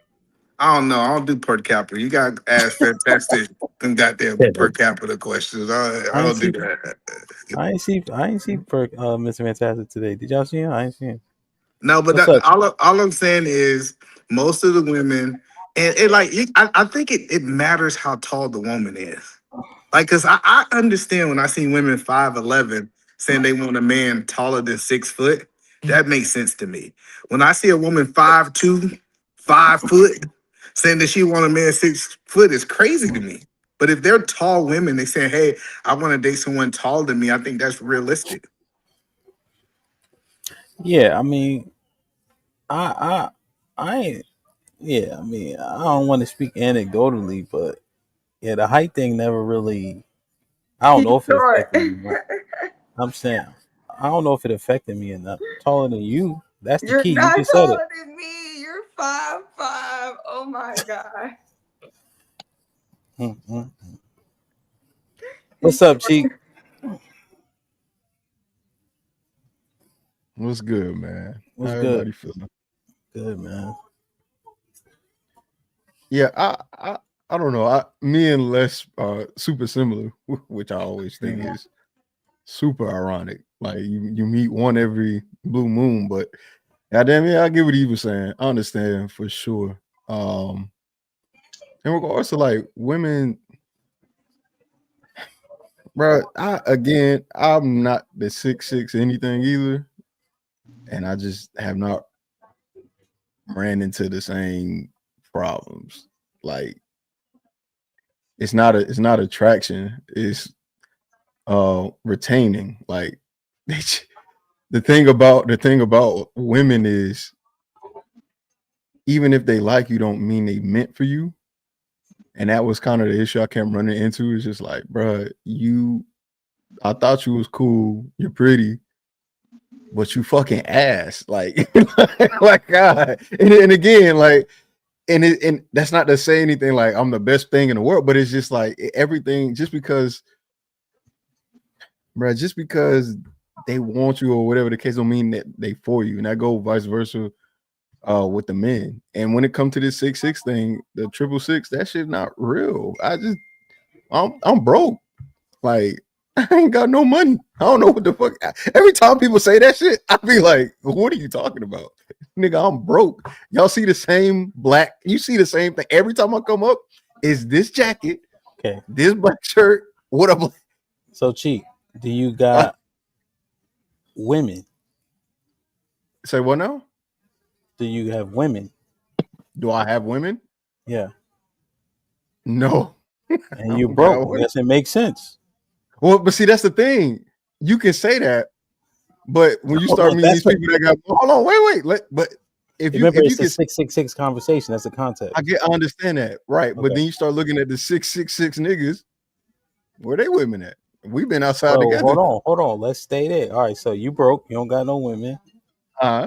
No, I have a woman. I'm in a relationship, so. Okay, wait, you don't got no women though, right? Yeah, no, you never was like playing the dozen. collecting Pokemon. Yeah, that was never me. How tall are you? 5'8". And you don't got no women. Yeah. Since you want to be an asshole. What's it? Do you have a 6-pack? You don't got no women. Yeah, that's true. I guess maybe you're making a point. Maybe it was all false interest, and that's on me. Maybe they was playing me the whole time. You know what I'm saying? I don't think I'm bigger and badder. So whatever interest I may have gotten, it may have been fake, or maybe I misread it. I don't got the best social skills. I'll be fucking up. And DJ Hair, women ain't that smart. They don't know what 6 foot look like. No, Like, they I was don't. watching They this really video. don't. Listen, I was watching this video, and he said, how tall do you think this guy is? 5'9". She said 6'1". Like, I don't think it's really one of these things that women even know it's 6. Now, they understand what 6'9" look like. They understand what 6'7", but really 6'3" to 5'10", I think they confused. I don't think they know. It's do you got 6 foot energy? That's what it's like. Is you carrying with? I think men don't know what real height is, because men be thinking they 5'8", and then I meet them and I'm 3 inches taller than them. You know what I'm saying? That's because you 6'3" though. That's a little different. Hamp literally thought he was 5'8" all his life until he met me and realized he was 5'6". You know what I'm saying? Because how tall is Sherelle? Sherelle 6'3". She tall. Pretty tall. Here's the other thing. My profile from my football picture, it says otherwise. But y'all keep believing Sherelle snaggle too fast if y'all want to. How a nigga with no back teeth gonna tell a nigga how tall they are? No back teeth. Them non-laters are fucking her up. I don't even like non-laters. I eat mambos, okay? Leave me alone. I was a mambo kid. But so wait, where were we? So So is it that women truly honestly want 666? Or is How the that fuck? something that's just trending on social media? I really want to understand that. Yo, so That here's the thing. Let me say this, ET, you got it. Then we get Reese, and Reese was popping. Yo, Yo, E, when I bring regular women up here, Love, Dana, they not from the internet, right? Y'all only seen them on This Might Be Risky when y'all first met them, right? Like you never seen them before. And they all was talking like that. Well, the ones I'm naming, right? Now, sis don't talk like that as much, but like they saying that shit. And then they Caressa, I don't know if she was on the internet a whole lot, but she was literally saying, I make 200 grand and I still need a nigga to pay 75%. So Yeah. it's like these women from outside though. They not on the internet listening to us for a million years. Yeah, no. I think that it's just those things that when you ask a person what they want, I think the question is designed to be delusional. Like if you ask me how much money I want to make a year, I'm not gonna say what I think I qualify for. I'm gonna say just give me $1 million. So I think the question itself says if everything was perfect in the line, if the thing was aligned, it'd be a different thing. I think we should start asking women, what do you think you qualify for? I think it'll change the I whole thought that was the question. question. No, it wasn't. I heard people So ask that though, E. I've heard that question asked, and they say the same shit. the question, the real question needs to be: what were your last 5 relationships? What did they look like? How tall were they? And then if they don't have, I've never been in a relationship. The last nigga that fucked you, how tall was he? And the one before that one, and the one before that one. It's just these niggas not tall. They're never that tall. I promise you, they're not ever that tall and that rich. But no, you gotta understand, Chica, they gonna say College. I was young, I was dumb, and I done grew up And and you I was full of realized. cum by a nigga that was 5'6", 5'8", 5'4". Like, come on, man. Like, this is the thing this is something that I realized. None of that shit mattered, right? When you go to a This Might Be Risky event, you will see people who are not 6 foot shooting shots, and some of them scoring. I don't know who. I just know niggas ain't 6 foot around this motherfucker. They not. We seen some people box. That's crazy. The only nigga that's 6 foot around here is Fantastic Certified. That's a big nigga, right? Whenever we see him upset, we got to shoot him. That's the only nigga we worried about. Everybody else is 5 foot 10 and below. Well, Aaron, promise big Aaron. He's I'm big Aaron too, but he older and he It's married, CJ. so he calmed down. We don't really worry Oh, I about see him. what you saying. Yeah. Like, we worried about single men that ruin women's lives by hitting Real the shit. bottom of that. If we have 50 brothers there, right? She can attest. Everybody who legitimately like, boom, you 6 feet tall, right? Mr. Fantastic. Correct me if I'm messing up, Chief. Mr. Fantastic, Big Aaron, CJ, Shad, Sporties, Big Mufasa. That's it. Reese said And he's 7'2". Reese the dude 7'2". No, that I'm played saying who came to the basketball. event? Who came to the Yeah, the event? dude that played Oh, basketball. Foe. And then the other guy. It was another person that was played ball Dark with skin? Dre. No, Yeah. that's everybody. Yeah, That's yeah, everybody yeah. 6 foot. What y'all talking about? We don't know nobody else is with, but Cheeky. We know Cheeky Okay. short. Yeah, but what I'm I saying was is, there too. I was there. Cheeky right, is but what we not saying? short. Cheeky is lying. Why you keep lying? What I'm saying is, those we named a couple of names, but everybody else, it was a lot more people. And I have the footage.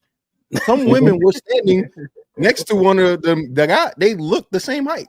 Love is tall. Love and Love about 5'6". She about 5'6". Yeah, she taller Yeah, for sure. she's taller.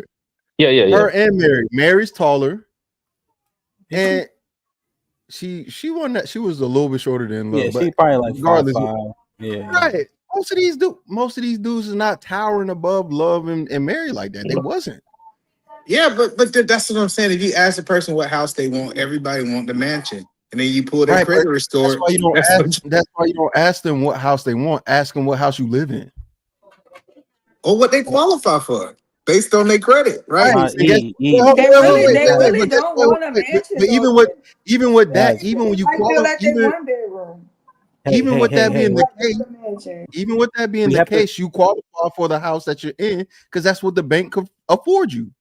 Well, Some women understand. Women, I think, know, right? They have their own little box where they can measure each other up, measure themselves up to the guy that they want. They do. No, but see, that's why I disagree with you, Cheeky. I think, like, say for example, if I'm living in an apartment, doesn't mean that I qualify for apartment. I qualify for something maybe 10 to 15% more than what I got. So I think the unrealistic is like people think that, hey, if I'm paying 1,500, I might can afford 1,800 when we talking about real estate. I can't afford 5,000. See, that's the thing, is like it goes to an outrageous amount. So I think Let me I just think you interject this still ain't point. bringing into the equation of the character and everything else too. See, Yeah. I think we get So stuck, and we try not to, but we get stuck on the money every time so instead of do you qualify for a good dude? that's what I'm saying, right? That we have to stay away from the language that keeps us in the perpetual loop. What you qualify for will keep us in a perpetual loop because it's not being assessed the same way what you qualify for a house is. Because what does it qualify for a house is? They weigh your debt to income ratio. So what happens when you asking people this? They forget they got 40 bodies, one kid, etc., etc. They're not doing the debt to income thing. You see, they just doing the straight income thing. But if you start doing, oh shit, I'm 50, I'm 47, I'm 48. Oh, I got that. I got okay. Now what's your debt to income? But that's not how it's being assessed. It's just all the income part, no debt part. oh yeah, That's absolutely. why I want to stay away from the language. You know what I mean? Yeah, you're 100% right. A lot of these women with kids don't qualify. They qualify for 5'8" and below. I'm agreeing, right? I'm not knocking that. But the whole point that First of all, hold on, we got to stop that shit too. That ain't what that mean. No, that's not what that mean. so hello, but let's have the conversation, UT. You think a woman with 2-3 kids still qualify for somebody 6 foot? No, that's not let me clarify what I mean. You said they qualify for 5'8" and on down, like 5'9" on down. You making like the 5'9" and 5'8" dude is shit or something. So that's what I'm saying. Now, I know what you're saying. I get that, but it's how you put the 5'8" and 5'9" shit up under there. No, That's I'm what I'm saying saying. 5'8". They got a little bit more negotiating room at 5'8". You know, y'all niggas willing to compromise a little bit more, right? No, But we really not. That's what we trying to. That's what I was saying earlier. That's not the case. That's not what okay, was so going on. how tall are you, UT? Because you giving short man energy right I'm now. 5'9". Oh, that's why I hit a Yeah. soft spot. Okay. All right, let's go I 5'8" for mean, you two. Let's go Yo, if I 5'8". woke up tomorrow and was 5'9", I'd kill myself. Damn. I wouldn't be able to live with it. So is it anybody up here over 6 feet?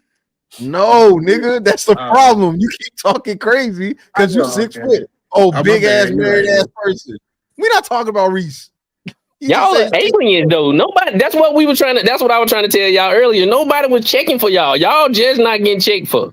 Nobody was checking for y'all at the time when we was really out there dating like that Well, no, or you're hitting wrong. like that. I be seeing, I don't know, I be seeing some super tall niggas that work at Taco Bell.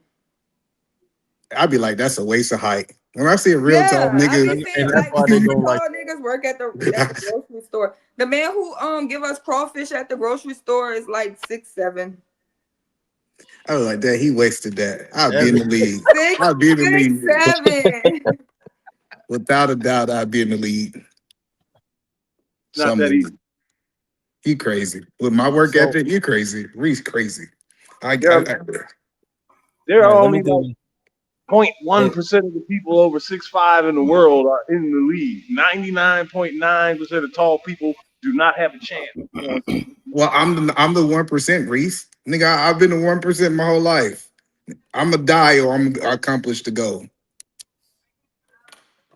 You know, I wonder. I So hear something about this 666, right? What if my numbers are 28, 9, and 7? Where does that rank me? You got a 28 pack. I'm trying to 28. figure out what a 28. Where does that put me? Why is it set so low at 666? Who came up with that? Do you know what 6'6" represent? That's a joke to me, bro. No, I'm just trying to understand because I'm trying to figure out where did the 28 come from. It threw me all the way off. Are you a giant? I'm 28. confused What? as fuck too. Where are you putting the 28? This is why I said we didn't include Reese. 28.6 rebounds, 7 assists. 28 pack. This is crazy. Like, I don't know what the 28 came from. I really want an answer though. I want an answer.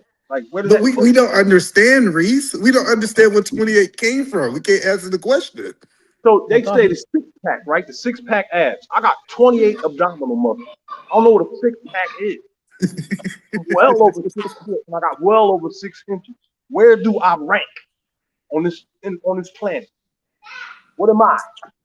You fucking alien. That's alien. why you're not Reese from Philly, bro. You're a different breed. All He right? said he got a 28 pack. That's what got Y'all a know cooler. Reese like 75. He just looked young. That nigga be 6. This nigga like 75. Oh, we forgot to add Sean. Sean's 6 foot. What you mean? Who else was 6 foot there? Because Chris said. Oh. You know what kind of hell is Sean being 6 foot? tall, bro? Listen to me, y'all. It's hell being tall. Not Sean. No, not. Oh, okay. Not the Sean you thinking about. Maybe I got his name wrong. What's his name, dude? No, not Sean. Joe. DJ HAMP, homie. Joe. What was he doing? I'm saying the people that's over 6 foot, like it ain't that many. It's not that many people that we saw that was 6 foot and up. Yeah. Again, and again, these people didn't have any issues with having conversations with the women that was there. Some of them talked to the women that was not a part of this might be risky. I'm just saying, man, like. So, but you're agreeing then it's a fallacy. It's not a real thing. We on the same Joel is not 6 feet. not Joe, but Joel. Not 6 feet. Joel's not 6 feet? No. He's talking about Rebecca, dude. John, but he didn't meet John. John is like 6'4". Oh no, yeah, John was there. The dude who gave me my camera, my lens back. John was there. Yeah, hey, Chicky, he took your lens. John wasn't in. He was in DC. Yes. Okay. Oh, you didn't. Okay. You Chicky let didn't come people to DC. take Okay. Chicky lens. You let people take Chicky lens. Damn, DJ Hamp. I don't know what happened to his lens. He supposed to be protecting Cheeky. He's my son. I'm the A side. They supposed to be protecting me. If I go down, what's next? I get on the ones and twos. First off, damn, you can't be the one lifting 400 pounds and everybody got to protect you. We got to fight together at least. Goddamn. I'm gonna be waiting. I'm gonna be in the back of y'all waiting. Yo, somebody read these for me because I got background noise. I got you. Callie Bevel, the $2 ball says, so average height is a problem now? Shaking my head. Christopher J for the $2 ball says, y'all were hella short for 6 footers. Reese Anderson for the $5 says, women want a tall man because they think that gives them tall offspring, but that's not how genetic work. This coming from 5'7" guy with a 6 foot dad, it skips. Rebecca J says, speaking for short women, we know when a man 5 foot X and 6 foot X. Our height gauge is better because we know how much our head has to tilt up. No. Pause. Anyway, Aaron Paul says, are most men placeholders until she found better? No. Anna for the $5 ball says, you have to say statistics 3 times slow to summon Mr. Fantastic. Joel Pinger for the $10 ball says every married man ain't tall, but it still ain't heard a woman yet state she preferred 5'6" men either. I have my ass off. Joel says for the $5 ball, Hemp, I agree with you. Agree with you that the word settling is a problem. What man wants to be with a woman knowing she settled for him? Dude, Sanderson for the $5 ball says, LOL. That's why I don't buy when black women say they can't get a good black man. Most of them, once they get off they high horse on and snap their fingers, miraculously can. LI for the $50 ball says either man for president already. He going to be a great candidate. Keep it up. 3-6 is a great statement. How you framed it. And when I'm feeling broke, E and J by my side, Henny like $40. This shit like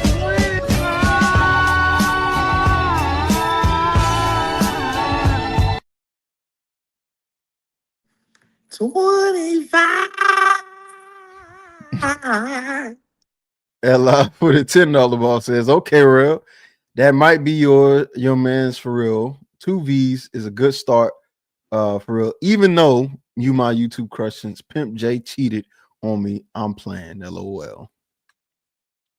Joel for the $10 ball says, if I'm paying everything by myself, what's the point of her being there with all her income and all her degrees, and she's not putting anything in? Extra bills for no reason at this point.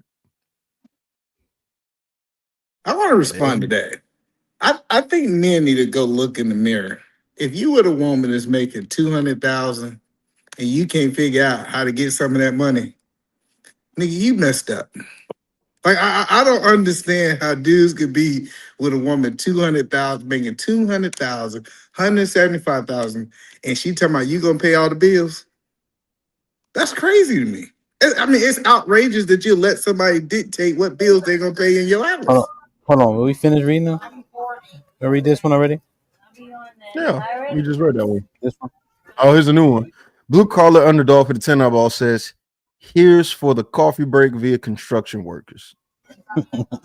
Salute. Joe for the $5 ball says, there's no way everyone was young and dumb.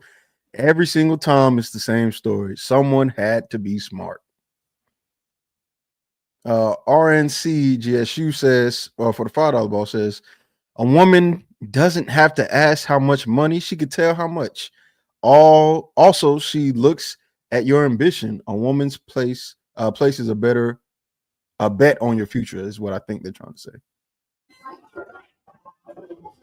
Yeah, man. Like, share, subscribe, tell a friend, and tell a friend. Hit that like button right now if you can. That helps the channel the most. Okay, let me do this. Saw, what you want to add to this? Because I gotta ask a follow-up question. Because I think Frank White put something interesting in the chat. You know, can we see this often? What you think, Saw? Oh, you can go ahead and ask the follow-up question. What you think, Saw? As far as what the 666, I think it's bullshit Why? because I feel like it's unrealistic. Like, and then I also think it depends on where you at in your life. Like, she has this type of like she has the money, she has the lifestyle, so it would be a little bit. I could see why she wants a man that's 666, but for like everyday regular people, I feel like that's unrealistic to want. Okay, let me ask you. I'm asking everybody, start with Saw. When we say provide, we need to define this because obviously we need help. Because I think men should provide.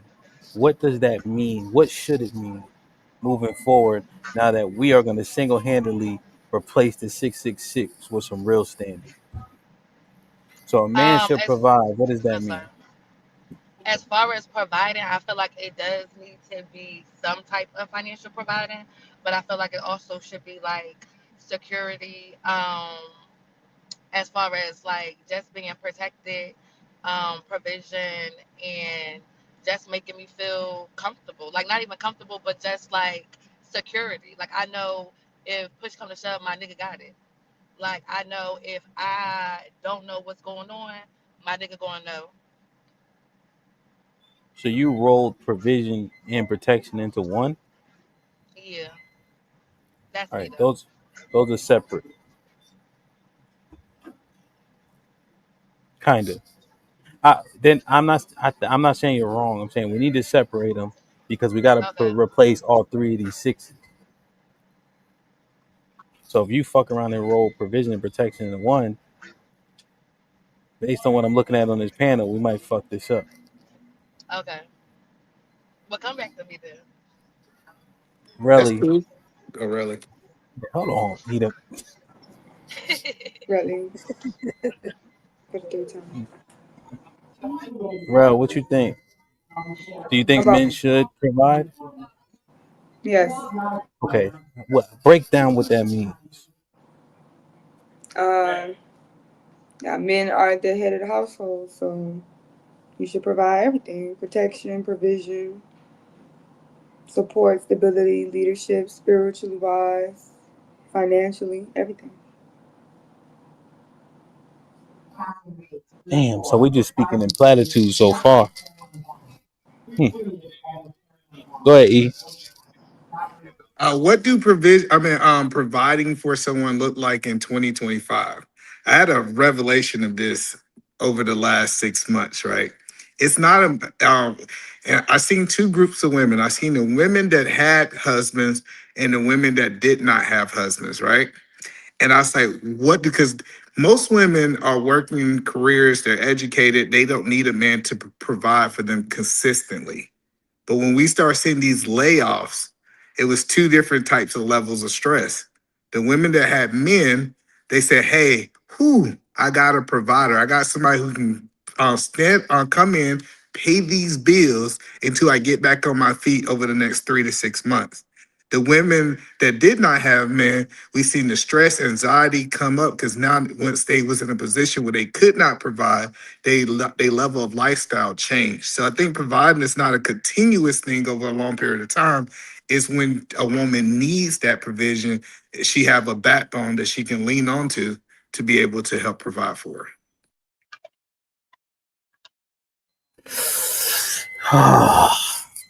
Hmm. Okay, let me. It seems manipulative. Um, What part? when she needed, you provide it. When she's straight, you don't provide it, right? So then, what's the determination? It seems too subjective to, So and now she has the control over it, which I think is an issue in terms of that relationship. Well, the it difference, go ahead. You can explain. My bad. the difference between the different is a codependent versus dependent state. So women are not in a dependent state continuously over long periods of time since they entered into the workforce. It's a codependent state. She's paying, he's paying, we're paying together.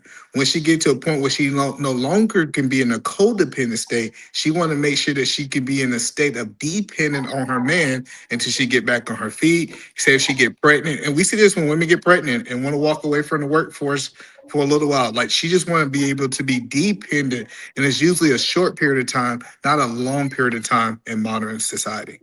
Okay, yeah, okay, yeah. So if I'm going to say E.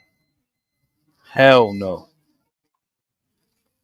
hell no, nah. Mm-mm. It's too much manipulation I hear in that.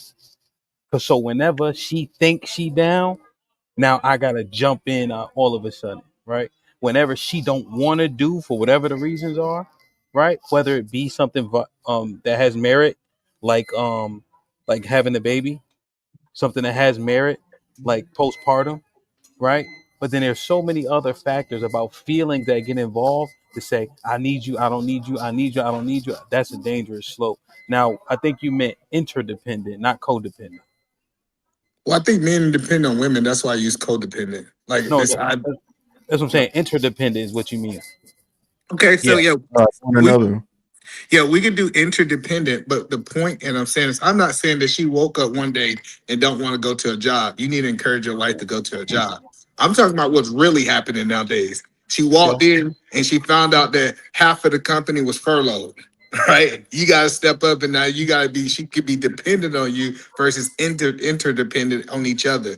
I'm not talking feelings. I'm talking about a reality of what's happening. What we've seen over the last 6 months, we've seen hundreds of thousands of people lose their job completely out of their control. Right? That's what I mean. I'm not talking about she just don't want to work. Man, you better take her ass to work. Yeah, and see, because codependent is like extreme emotional, like dependence on someone, which causes issue and problem. So I'm just saying, I just want to make sure we use the right word, right phrase. Yeah, yeah. I think he Yeah. meant. I think he meant Yeah, he independent. means Like he was, interdependent, and I'm not trying to over, you know what I mean, on that. But yeah. just want to use the. But I understand what he's saying. I understand that. So now here's the thing: my wife and I are interlocked, right? So the interdependency goes both ways, right? So she had to come to Charlotte because we had something drastic happen in our family for a week and a half or so, you know. And I'm in the house, like, where the fuck is the toilet paper, right? And I'm just using it because it's a superficial example, you know what I'm saying? But I don't go to the store and buy pull-ups, you know. But I'm talking financial. No, I Oh don't. I no, don't no, want no. us to. This is, but these are, and that's what I'm saying. Why are you just talking financial? That's the problem we have always been in. Like, let's talk about like what the new standard, the real, sorry, not new, but the real standards need to be in terms of provision, right? So the things that my wife provides me, like cleaning up. I don't clean up. I don't cook. I don't wash clothes. Like, swear to God, word is bond, right? Maybe like if I need my hand wraps washed, I wash them. But But I you, wash them on 20 minutes and quick wash and they still stink. So but I'm you, like, babe, can you, you you wash these proving for their me? point. No, I'm I, not. I'm I, not proving their point. I'm saying that the interdependence is necessary, but you predicating off of money is where we continue to have the problem. But we need to talk about money because the example that you're giving is why women saying that they shouldn't have to pay. They said I'm the only one washing clothes. I'm the only one washing dishes. I'm doing all this stuff for you. Why do I also have to contribute money? That's what I'm saying. We need to actually talk about money Money. because if she's doing all that, why is she paying half of the bills? So is that where we are? Are we saying like, hey, okay, because I pay all the bills. I know, So but you're speaking on what interdependency would look like for you. That is not most Okay. men's case. Like in Yeah. today's dating, it's splitting the bill, right? So no, she's not washing my clothes. One, because that's weird. You know, I can wash my own fucking underwear. Don't touch them, and don't fold them either, Crazy, because you don't know how to bro. fold shit. You ever You don't know how walk? to fold shit. So I'll Hold, fold it hold. and I'll wash it because I'm clean and I'm me. All right, and I'm autistic. You do it wrong, I'm gonna undo it and then do it myself. I've done it before. I swear to God. So the way things look for you is you do the domestic shit, right? And I'm gonna go do the shit I do. For a more modern look, it's we are sharing the load on majority of these things. But if something does go awry or go awry, she does look at you like, okay, now that the modern shit is falling or is tilting, what you gonna do? And it's like, oh, that egalitarian shit out the window right now, huh? Like you said, right? Everything's all good and dandy until the tree fall through the house. Now you got to cut it with a axe or a fucking chainsaw. So Sheik, let me clarify, right? I'm simply saying that the need for one another, right? The interdependence always exists. It shouldn't be intermittent. You see, she should. It's not like like, oh shit, tag me in because I fell or some shit like that. So I get what you're saying, DJ here, but let me tell you this. If I Can you wake up one day and I can't work, can you mind if you explain that a little more? Because I don't understand what he's Yeah, saying. and what he was saying came off as like the woman is basically leading her own life and you the backup nigga. That's what it was coming off as. Like, yeah, if I ain't got this shit, I need you to have it. You know what I'm saying? But that don't sound like y'all together. Oh no, I didn't take it that way. So maybe we're hearing. I think we're hearing past each other because I didn't take it like that when E-Man said it either. So Hemp, you're saying because there's a like a equal dependency upon each other or like a whatever. It sounds Yeah, it's not equal, but the yoke is whole, right? So Okay. everything we need, whether I'm giving 80% of whatever we need, that Yeah. 20% that she gives makes everything whole. You see? So it's not even Right. about like Okay. an So I equal get. distribution. It's Okay. No. about So yeah. Go ahead. yeah, I think that happens in good, healthy relationships for the most part. It's like that. But generally speaking, on a financial level, the expectation is we're splitting it, and if someone doesn't have it, it's not because they're just saying, "Oh, I think you should pay for it all." It's more like circumstances cause this to happen, so someone's got Yeah. to step up, and And vice that's what I'm versa. pushing back at, Chief. Because here's Oh, the okay. thing. Yeah, because Yeah. let's say she does have a job, right? And Hmm. let's say what's the likely situation? 50 Of 50 her is losing it? most likely, would you say? Yeah, I I would say say that's normal. Like we'll say 70 70, 30. 30, 60, 70 60, 30. 40. So it's not all the way equal. It's just Yeah, but but for most relationships. yeah, I would say 70 it's 30. 70, 30, 60, You 40, think something like so that. out here? Right now it's 70-30? 70 Yeah, 30. I would say so, yeah. Yeah, so here and this is okay. So is it my background loud? Yeah, it It's is. good. Okay. I know the You phone if said you're on the most, or phone, it you? might be.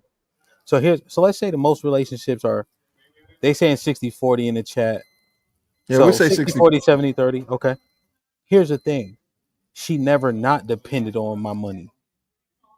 Because if I'm paying 60% of the hold on, let it just push, right? Mhm. I'm paying 60% of the bill, her bills already, you see, because there are bills. So I'm paying 60% of her bills already. She's paying 40% of her bills, our bills already. She's already interdependent on me. So if I have to pick up more of the load, that doesn't change the interdependent nature of the relationship. You see?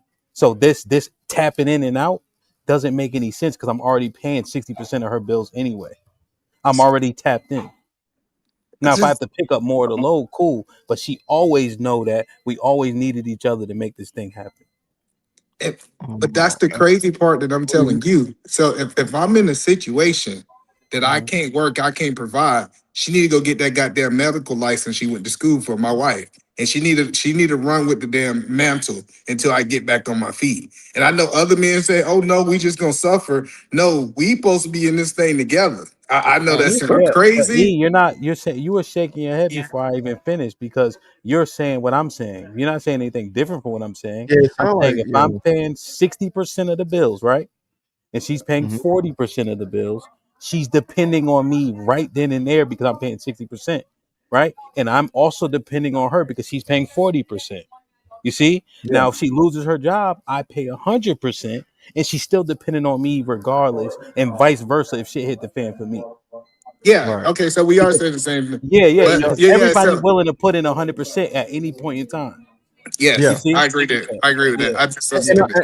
so I guess to kind of go back to the original premise, which was is dating like that today, I would say yes, if it's not the toxic shit. But I think that regular person that's with somebody, yeah, I think it's like that.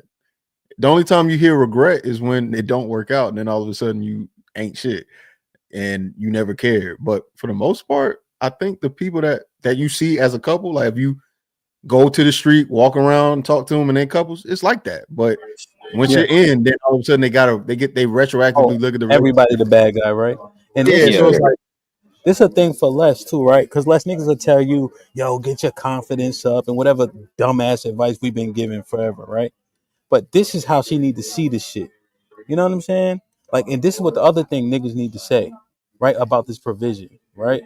The solace in that house, right? And Taru said this best. He said, your house could be a sanctuary for you and a prison to everybody else.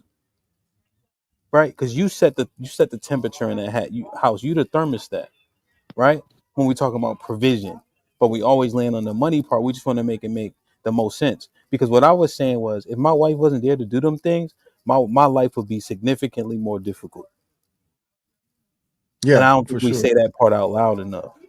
Yeah. You know what I'm I saying? think I think I think most men would if they were asked that. And if that was the question that was asked to most men, but it's not, right? A lot of time the question is What do you like? You got to pay all the bills. It's a pre-assumed question, or it's a leading question more than it is an actual question, right? It's never these genuine questions of, wait, how do you manage your relationship? How does that actually work? It's always, I know you got to do this. You married, right? Because the first thing anybody hears, especially online, is if you're married, you're fucked. It doesn't matter, right? And then the married man, no matter what he says, it's the well is already poisoned. So whatever he says, it doesn't matter because he's married, so he's fucked. It's not these questions that people ask are leading in well poisoning. They're not genuine questions. Yeah. But the genuine questions that you do ask, I get a lot of answers from. And I'm go, oh, okay, I never thought of that. But it depends on the person's mind state, and also depends on the intent of the person that's asking question.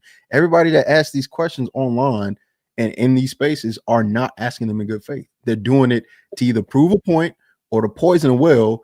And once it's done, right? Because although you may be answering genuine, the food you're providing is still poison. It doesn't matter. So it's like what the goal is, and that's what I've just noticed. That's just been my observation. I got a question too. Go ahead. So Edaman and Hamp, y'all are sole providers for y'all family and y'all wives. So what makes y'all wives more deserving of that than other women? So I if go other first. women, so if I other women, understand the question already. And this is the thing about the substance of the conversation we trying to have. Us seven, right? Is it seven?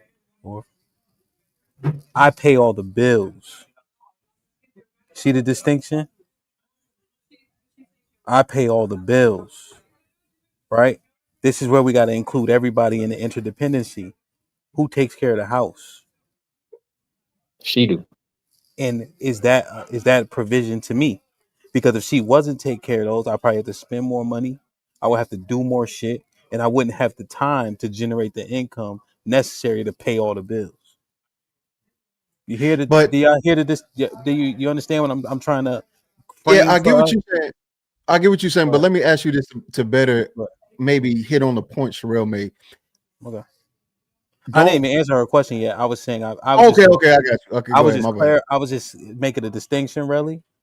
And so you saying what qualifies her to have me pay all the bills? Remember, she ain't coming here empty handed though. You see, so what she brings to make the 100% is worth it to me to pay all the bills, nigga. If her washing clothes is worth an Xfinity bill and a light bill, it's worth it to me, nigga. Fuck that. I don't want to do none of that shit. I much rather pay a motherfucker to do it than do it myself. So you see, that's valuable to me. So Hamp, You know, and this is where I think the question that Sherelle's asking is also pertinent go ahead, talk to your shit. you. It doesn't matter who Hamp marries. That's Hamp. There's nothing that she did or makes her that special for Hamp to be Hamp. Because even if Hamp married somebody else, the likely chance of him providing all of those bills and not wanting to wash clothes is probably 110%. So it's not, and that's the thing about a lot of these conversations we be having, Sherelle, is everybody like, well, you got to be this type of woman to get this type of outcome and expectation. No, it's not that. You got to find a man that wants that and is willing to provide it. But it has nothing to do with you as a woman. It's got everything to do with that type of man. So That's if a him, great for example, fucking Ham got point. divorced, again, we're not wishing this on him. No, I'm no, just Cheek. clarifying. And look at this too. Yeah. Somebody has said it yesterday in the chat, and I didn't even realize it myself. Maybe I knew it subconsciously, obviously, right? But my grandfather started a construction company, right? First minority company in Connecticut history to sign $1 million contract. They built like Hard. the pools at Yale. Now, you know how that shit go. The million be a lot of smoke and mirrors, but you know they did it, right? Yeah. And so my grandfather paid all the bills, and then my wife, like, excuse me, my mom worked a little bit. You know, my father paid all the bills. You know, so also I got two generations of seeing men pay all the bills too. So Right. even in my subconscious, it's like that's the thing that you know what I mean. Like it almost makes sense too. Go ahead, Cheek. I just wanted to, as you continue to make your point, because I think your point is Yeah. probably one of the better points so far today. Yeah. So Sherelle, because Hamp is more so saying the trade-off is fair to him because she's doing everything he wants. But the question of what you're asking is what makes her, what validates her her ability to do that is because the man she picked. Because if she got another man, I'm not saying she wouldn't be as happy, right? But who no nothing's guaranteeing her based off of that man and the character that of that man that he has the same ambition or viewpoint or view of life as Hemp does. So she may go 75-25. Doesn't mean that she hates her life or wish she never married a man. It's just it ain't Hemp. And then vice versa to the next thing. So the same with either man, whatever his answer is. You want to go, E? Yeah, so I think what makes my wife different is she understood how to be present when the time that I was looking. Because Cheeky make a great point. The woman, when I wanted to get married, it was happening to whoever, right? And she made herself present. And then what she was willing to do, what makes her different from other women that I talked to, she tried to find out where she fitted in my plan. Because I already had a plan for my life. I had already knew that I wanted a woman to homeschool my kids. I already knew that I wanted a woman who can teach my kid multiple different languages. And I knew those things. So she just made sure that she was available and she can bring value to me in the plans that I had. I think that's what made her different at that time when we got married. Okay, so for y'all wives to have this standard of men, because y'all are the providers, y'all are the men that all women are seeking, right? And y'all wives get to benefit from the men that all women are seeking. And then when all women seek this, even though you know that I'm a good man and this is a good thing that my wife found, you tell the rest of the women who are single, your standards are too high, you're unrealistic. Go, you can have a PhD because that was a big deal. Who cares? Who cares about your PhD? Who cares that you want to homeschool kids? Who cares that you want to be a homemaker? You still need to go out, put 40 plus hours in there and come home and do everything else. My mama did it. My grandma did it. They did it in the slave times. They worked this, and this. So it just seems crazy because it's like, well, y'all are actually having the prototype of what women want. And it's not enough of that to go around, but it's so many women who desire that. Well, I think it's clear. And now it's becoming problematic for men who do less than y'all to be deemed unworthy. But y'all are setting the standard for this is what a husband should be. And there are men who are plateauing 1,000 points but below what y'all are doing, but y'all still want to consider them husbands. But Sherelle, I think the very important part is you looking at what my wife got at year 7. When we got together, she worked. I took her money and invested her money. She participated in her own rescue, right?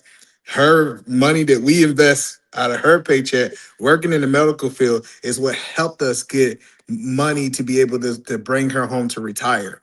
So it's not just that I was the right person. She was the right woman that was willing to give up her paycheck, live underneath our means to be able to get into a position. I'm different from Hamp. Hamp might provide it from day one. Now, my wife worked for the first 3 years and she's been But did retired you since then. but she can walk up to you and it's the mindset, right? Because either man, you know that your mindset is well more advanced from just the conversations we've been having over the last 5 years. Well more advanced than the average man. So there's no woman that just the same way Hemp wife didn't ask him how much he makes. She knew he's gonna always make sure we good. Because I But can really, see that in him. I don't. keep it right there, bro. Keep it right there, bro. Because here's the thing, though, right? They didn't. We didn't get disqualified because we didn't meet these markers, though, right? See, that's what we're pushing at right now. Is that if they don't meet these markers, now they're like, oh, all right, skedaddle. You know what I'm saying? Or if they don't have that archetype, right? Like Les, as an example. Like if we having a real conversation, I would probably have more of that archetype. You know that like how you say it, like Shoot people, yeah. that is fucking outrageous. You say that. You Thug know, Jason. but you see what I mean. So it's like even like the men who are literally can do what you saying the women want, really, they ignoring them though. See, that's the problem that we got to fix. Okay, You so know? you're saying that they're ignoring the guys with all of this stuff. Yeah, because they don't have the cachet, they don't look cool. See, there's these superficial things like the 6 foot thing, just because it's a part of six that is getting men disqualified. But then if they look and gave them an opportunity, to get to know, like Eve was ready to grind, I was ready to grind, then they could be where these women are at, but they disqualify men too quickly. Okay, so this is also the thing. Women can only deal with the gaze. Like, we're invisible to a Gaze. to What a the fuck she like said? whoever Like vision, gaze is like on the us. sight. Like, men see us. Oh, her accent ain't Yeah, shit. yeah, I heard it too. Gaze. Not the homosexual, Not gaze, gaze. the view, the eyes. The women Not can only gaze, see. gaze. What the fuck did Yeah, she say? women can only see as far as they can see, but You speak the women gibberish, don't Chiggy? deal with We homosexuals. can only deal with the men who see us. So I just feel No, like I it's ain't know. very Sorrel, my fault. unrealistic. I ain't know Cheeky spoke gibberish. That's all I'm saying. I ain't know I that. feel like it's very Talk unrealistic, like fucking especially just rock, coming bro. from you, coming from somebody like Cheeky, coming from somebody like Eat a Man, where I know y'all have high standards, right? Like, men of worth, there's no man of worth, no man of value, no man who's really doing something who even looks at certain women. Certain women are just damn near invisible to them, right? It's like they're seeing clean past these women. So now you have to understand that if the Hamps and the Cheekies and the Edomans don't even see me, and I'm only visible to Pookie and Ray Ray, everything in the pool is fucked up for me. Well, you got to change it. Well, Go ahead. Well, that's not And true. some of us make this, like, you know what I'm saying? We don't get to choose if we not the preference. So But again, you do. that's the thing. The thing Gaze. about it is you don't control who views you either. Even as the guy, like the way you see me is not the way every woman sees me, and the way my mom sees me not how. So it's a vice versa thing, right? I find value in women that see value in me because I know I'm valuable. But if I see a woman that may be super attractive, whatever the case may be, even though I may not catch her attention because she just don't see me that way, doesn't negate that I'll find somebody that see me a way that matters, right? There's nothing you can do. It's weird. There's nothing you can do to change the perception of you besides be the best you. And if you're the best you and nobody pay attention to you, you just got to get better, I guess. I don't know, but you don't. What you don't want to do is say these guys like Hamp and Eat a Man. You may not be a blimp on their radar. That's not even the case, because who's to say that they're a blimp on theirs? That's what dating is about. Just go find out who talk. You need to figure out. You got to figure these things out through conversation. You never really know. Here, you're right, Cheeky, but now here's where we gotta keep the conversation grounded, right? Here's where we gotta tell the truth too. A nigga is not gonna become some Batman, right? He just not gonna become Batman. He not gonna become this anti-hero that the women are drawn to and love and shit like that. And he gonna be largely ignored. We gotta say that part out loud. Less based on how you willing to move and shit like that. As an example, it's a very real possibility based on our trajectory of our people that you're gonna end up out here by your motherfucking self. Because I don't know where you get these things from. I don't know how to fucking develop certain things. And what I realized is I don't know if confidence is transferable, right? Because they always talk about a nigga got to be confident, right? So I play football, I'm talking shit. I could play quarterback, it don't matter, anything. When I play basketball, I play defense and I foul hard. That's it. I don't have the same confidence in basketball. It's not my thing. You see? So I liken that to how do you just, let's say you're great at your job. How do you take that and be like, now I'm gonna be confident with women? That's unrealistic. And then you looking at how women move and you like, how do I even fit into that? Is there a point, UT, where we got to tell the young brothers who move how less move, which we think is righteous, but it's not valued, that he might just end up by his motherfucking self unless we change these standards and make them really realistic about things that actually matter. You see? Yeah, you're right. It is that's the what they call that the double-edged sword. And it always been like that, because I tell this story to some of my homeboys before I came out of high school. I was a basketball player, so I was getting women just off that, right? And I'm real sociable. I talk so, but I was the nice guy when it came to relationship. Like nice. Like I buy them flowers, all type of stuff like that, like that. But then my homeboy that was on the team, they was hemp. They was hemp. They would but they telling me, you can't do this. You can't do this. You can't do this.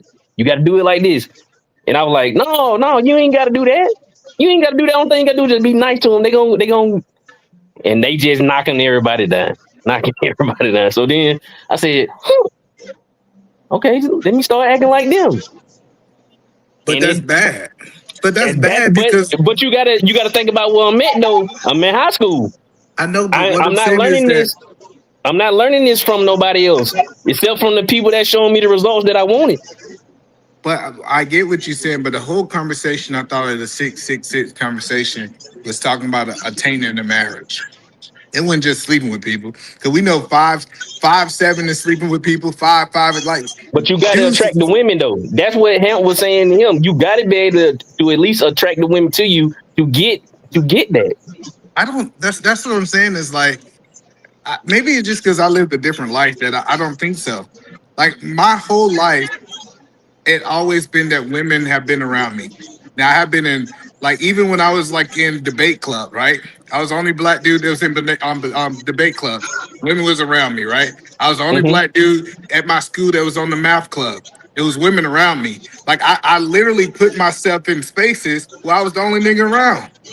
So I But like that's this. The idea that I had to go chasing, and I get that some people just like that idea of chasing women. I didn't have no. to chase I'm women not because saying chase. I'm not saying chase. I don't want you to think that.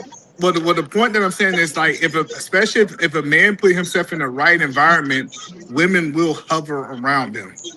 Right. The right environment was football player. The right environment was basketball Hey, player. let That's me. what I was trying to tell you.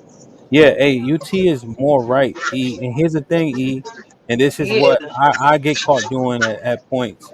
We insert ourselves, pause, and then we project or make ourselves the baseline just because we got lucky if you secular and blessed if you ain't, right? We have to look at it and like what are more men likely to come about. And when they start talking to us, we got to listen to what the fuck they saying, regardless of how successful we were. 'Cause that's inconsequential now. Me and But you washed up. I'm 39, you 32, you look 39. I mean, it's over for us. no, but what you said was see, what And I then heard after you say. ego, let ego, let him, because that's only right. He get the response, so then you could jump in. No, but what UT said, and I correct me if I'm wrong. He said he Mhm. was getting women by being nice, and he No, realized you wasn't getting women by bringing them flowers. no, that's what I wasn't getting them with. So I you was playing wasn't. basketball, bringing women flowers, and couldn't get no women. This is what I'm saying. By me playing basketball, the women were attracted to me, right? Because I was athletic. I was cut up. So they was attracted to me. But when we got in a relationship, it was the niceness drove them away. Because you was dealing with hoes. All right, yeah, That's what I'm I'm trying to saying, say. Yeah. Like they didn't we want you gotta no start way. calling Ace a Ace. Yeah. He was dealing with He's hoes, in and high he was school. they was hoes in Let him high on. school. But Let they him didn't want on. him. That's the moral of the story. They didn't want him. They wanted the true basketball players. So I'm with either man. Like I feel like if you go in your circle where like he said he was on math, he was in a math club, he was in debate team, you can find valuable women in those circles that are more likely to be attracted to you. I think that's the point that we're Okay. missing. Like a So lot of people, yes, sir. let me just ask you a question. Was you in a band, anything like that? In high school, Yeah, nigga. Where else you was gonna be in the no, band at? no, I was a cheerleader. I All ran right, so track. okay, so here's what I'm saying, right? You'll understand it. You're right. The band girls like the band guys until when? Let Till the Saw answer. fucking T football key. players Let get answer. around. Let Saw answer. Hey, somebody change Cheeky name to Saw. I And guess until you know, one of y'all pull up. I don't know. and that be the shit, right? Yo, I saw a clip the other day. this girl was in in the store with her boyfriend. Did y'all see this? And then one of those dudes who be doing shit in Walmart. Y'all know those people that do like dumb shit in Walmart. So he grabbed her arm. He like, "What you looking for?" And she mesmerized by the nigga. Her boyfriend standing behind her, and she's like, "Is that your boyfriend?" She's like, "No." I mean, yeah.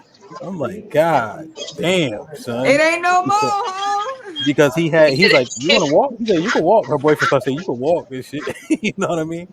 But he had the aesthetic. You know what I mean? And But so that's so. sorry, I don't know. It's different in New they Orleans. getting usurped. They getting pulled, man.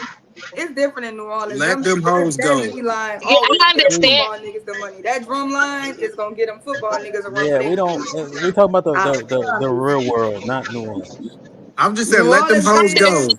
Yeah, I the understand that, but band I'm niggas get all still the with hoes. either man. Like, let them hoes go. I feel like Let them if hoes go. she if she really fucking with you, she is gonna go. Like my ex fiance, he was like UT. He was on a football team, but he wasn't one of those ones. But I Oh stood no, on no. the See, I tracks. was so no. I hope I didn't. I hope I didn't make it sound like that. Yo, No, I man. was one of those ones. Man. I'm just saying I But wasn't. no, hold on. I think y'all You don't getting it gotta defend confused. yourself, Todd. He was just saying when he was getting them side, he thought that he had to be nice with them to maintain them. The truth is, the nicer he was, the less they wanted to be maintained. He found out that the Yeah. guys who was rude to them and only asked them to come over when the sun went down are the ones that continue to have access. That's what he's Well, saying. well, Now, hold on, E. Now, Saw this what Relly was saying earlier though. That was a renter nigga that you had. You rented a nigga, he gave you all this other shit, and he took that shit back. So that mean what to who? That's what Relly said. I ain't said. I don't feel like he was a renter nigga. I feel Well, if he like, let, that's Relly's saying. If he ain't here no more, he a renter nigga. but he set the tone. He set the standard. So because I went outside of what would be my box, as far as like, I guess, what do y'all call it, thug adjacent? Like he set the standard, and that's when I realized I don't fuck with thug adjacent niggas like that. I'd rather, you know, a nigga that's low key. So it's just like he may not be around, but he still set the standard, and I feel like that happens too. That's a crazy standard. And this was another thing she likened it to was Turo. So a nigga drive one Benz, now they gotta buy a Benz. No, motherfucker, you ain't a Benz nigga. That's a rent a car. You heard? He But she may said be able something to like get that. the bins. He may be able to get the bins further down the line. So The if he didn't 325 test C. out, if he didn't whatever the three whatever, I don't know. I don't drive a Benz. But the moral of the Let me tell story you is, this, if he Todd, would have before never you drove win that there. Benz, Let me okay. that's the problem. He should have that Benz fucked his logic up. So now he run out and get a C325, and niggas like, is that your wife car? Because he don't even understand the Benz classes. Mm-hmm. AE, do you think me, you, Cheeky, and Les can pick up a 325 and put it on the grass from the parking spot? He froze.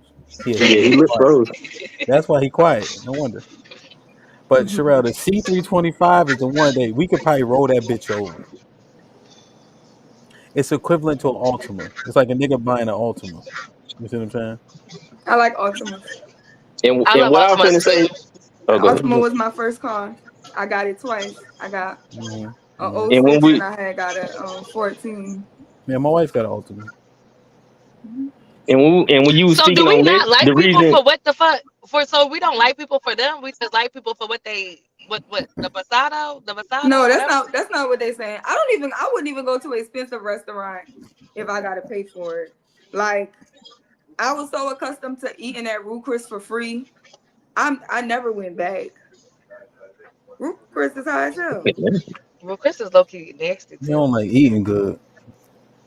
I'm not about to be spending buku money on shit. Ew.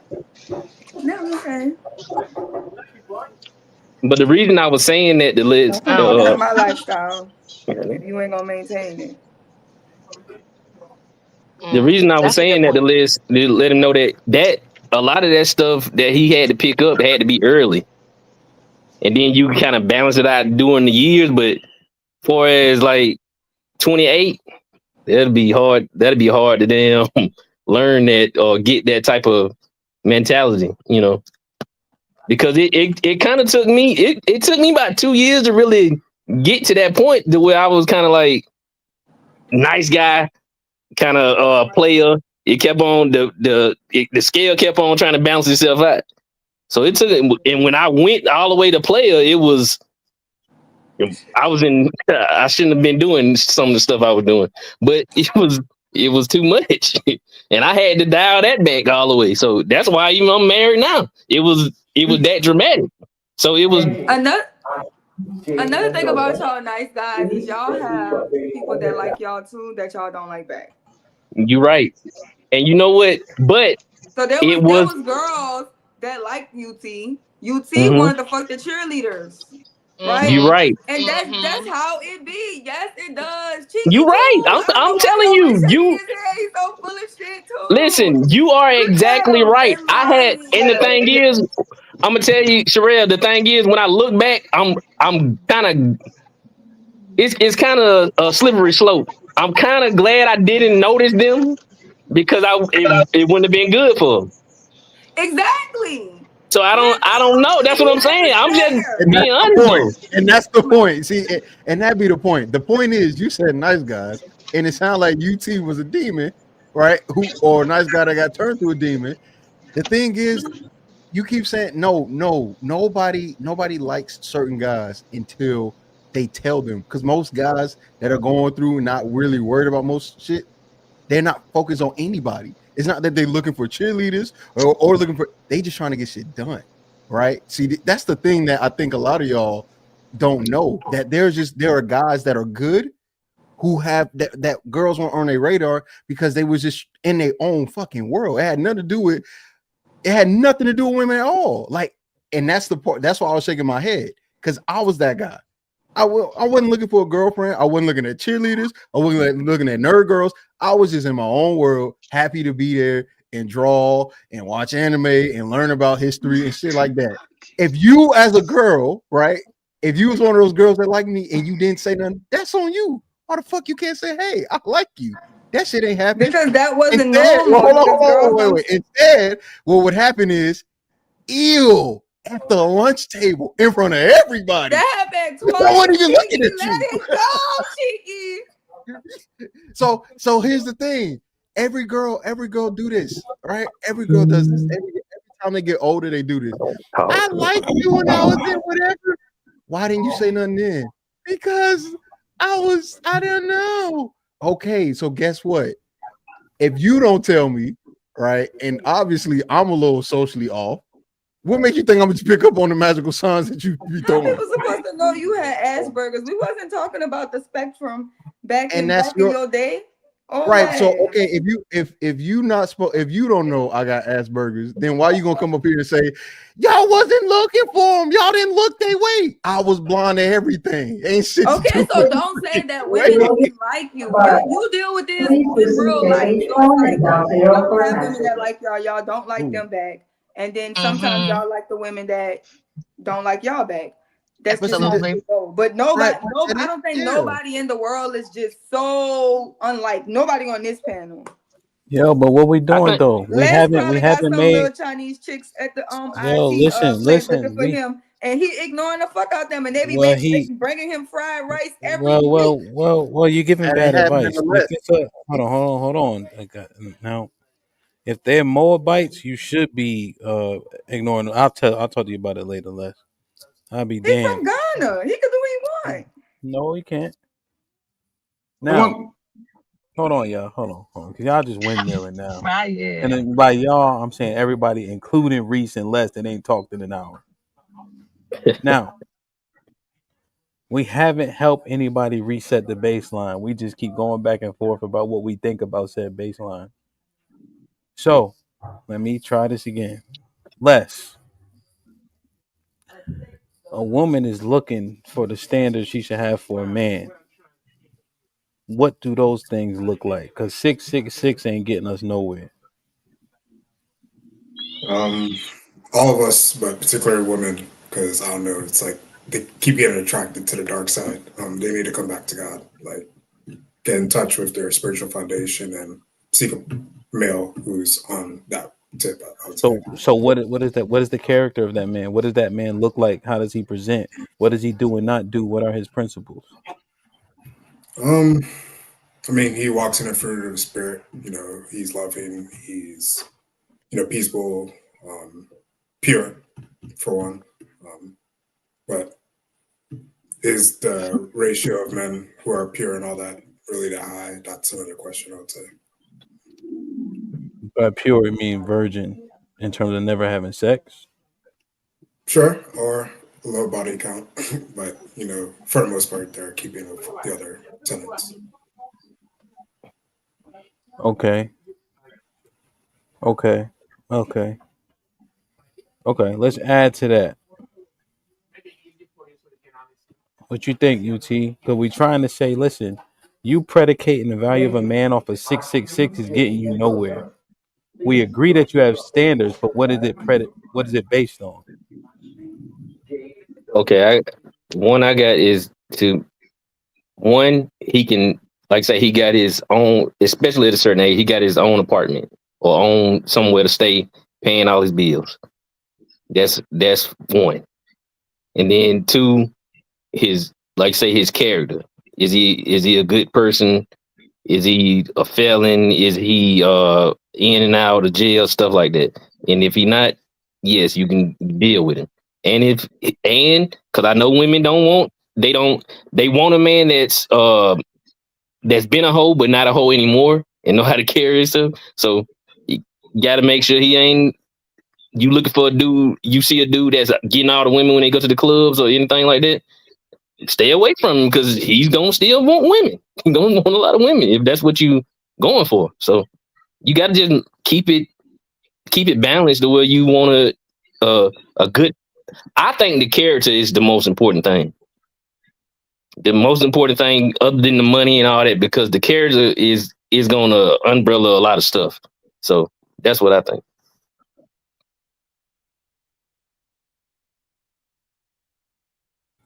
What you think, Cheek? I would say the character. I would agree. Sexual history. I don't know. You know, I don't know why women think if this person has a history of treating women or behaving sexually in a certain way that they won't be next. I would say family, right? Does he come from good stock? What does his family look like? What does his relationship with his family look like? Right? I mean, of course, it's not a all inclusive song, but are they about business? Do they have conversations? Is there a standard that they hold him to? Is there something that he, if he let somebody down, or if he did something wrong, he has some fear of, I can't let this group down because my family has a standard of his own, right? Things like that. I think that would help as well. And of course, you know, some type of drive. Like, is he driven? He don't gotta have a bunch of money, but is he looking for ways to improve, whether it be financially? What can he do these things? Is he trying to learn something?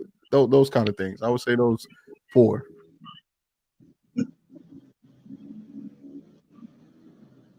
Come on, E. Yeah, I think we try and be real deep, and I want the other guys. What they said is right, but what a woman need to be looking for when she see a man, so yes, she need to look for a man who got character, moral values. I'm not neglecting that. I think those are the most important. The first thing what she need to look for. Let me put these women on game. First of all, do he have vision? Do he have a plan? And do you believe as a woman that he can accomplish that plan that he has? It's really that simple. And I think what really comes down to, if that man can't convince you, like he said, I'm gonna be a millionaire, and you don't have faith in that plan, don't get with that man. But you got if he gonna convince DJ HAMP, Chicky, that he's about to accomplish this thing, he should be able to paint this picture and lay it out to the woman that he's gonna be with for the rest of his life. So I think vision, plan, drive, what Cheeky said, and she believing that it actually can accomplish it. I think those are the things that really give you the value that you need to go the distance with that man. course, character and all that stuff is important too. What always get me is when I sit down and think about it is the drive or the ambition thing. Because I think people think that you got to keep, you say if you at a comfortable spot, why do you have to keep going up and up? And I think that what throws a lot of that gives women a lot of unrealistic expectations too. Because if I'm able to take care of what I'm taking care of, then why do I have to go up and up to make it to where why does that have to be one of her standards that I got to keep going up and up just because I got with her? Yeah, but see, I think it depends on what type of man you is, because I expect my woman to keep growing too. I don't want the same woman I had 10 years ago. So like, since I have the ambition and I'm continuously trying to get better, it's not always financially, but if I'm continuously trying to be a better father, I'm continuously trying to be a better husband to my wife, I have the expectation that she's trying to get better too. So I think that's stagnant. When we look at, you got two different types of water. You got stagnant water is lake. What you see, a whole bunch of moss and dirt inside it because it's not moving. I think everybody want that person they with to be growing or moving like the river, which is the clean water. So I think it's not an unrealistic expectation, but I think grace have to be in there to give him the time or her the time to get to where they're going. And E, I'm doing what I was telling you not to do. I'm still thinking financially. But when you said that's why I say, oh, I got you now. Because now I'm doing what I told you not to do. So yeah, I get you. That makes sense. That was the thing I was thinking of too. It wasn't just money. Yeah. I know like another thing too is women have vision for themselves as well. So I think it's important for women to align their vision with the person that they with. If you envision yourself having children and you're with a man who don't want kids, it's not gonna work, right? Like women also have vision and a idea of their future, and I don't want to make it seem like they don't. I would consider it, but just know at the end of the day, if we're not unified in this vision, as a man that's trying to get somewhere, someone pulling me back will piss me off. And as a woman, as you know, man for herself, if it's not being met, it'll build resentment, and that's just not good. So I think having vision and ambition, that's what I mean by ambition, not money, but more so having a goal. Like I want my family when I have kids, or if I have kids, to look like this. You know, I want my family to, to pass down certain family values that, when let's say my grandfather dies, we can go, this man started this vision, we gonna see it through. And when you have that kind of pride and you see it in immigrants, man, when they really about their parents' business and they like, nah, we come from here, this is what we do. It's really, it give you that like, no, I fuck with that. Yeah. Like I don't know if y'all seen Ray Lewis talk about football and the Ravens and what it meant to be a defensive player. Every time I'm like, nigga, I want to play football. I ain't played in years, but I want to go hit some shit because there's a standard. There's something that he's envisioning and providing for himself going, this is what we do. This is what we look like. The man got to do the same thing. And the woman has to agree to it. If she don't, she fucking up and he fucking it up and it's all bad. And I think this space drives our mindset to what I just did. And I try to pride myself by not doing that. But that's the only thing you think about when we come into this space is the money part of it. And every time you be thinking like, that's all they talking about. That's all they talking about. So yeah, I agree with y'all 1000%. I just didn't know where y'all was going with it. That was and I think the biggest problem with relationships nowadays is they talking about the right now, not the future. Because if you talk about the future enough, you'll find out if that person's in that future. Like Cheeky started saying, hey, check this out. I want 7 kids. I want no kids. The future that I desire does not equal you. And I think that's the hardest pill for people to swallow is that what is more important, and I know this might sound crazy, it might sound arrogant, is your future more important than that person? Because my future is going to be my future, like Sherelle said over. The question is, are you going to fit inside of it? And that's why I feel like men should genuinely ask women what's their vision for their future. Instead of trying to actually change them to your vision, just find somebody that y'all already aligned that you just have to tweak a little bit for y'all to be together. and I think that's the difference. So now this is where I don't know. I don't know. E.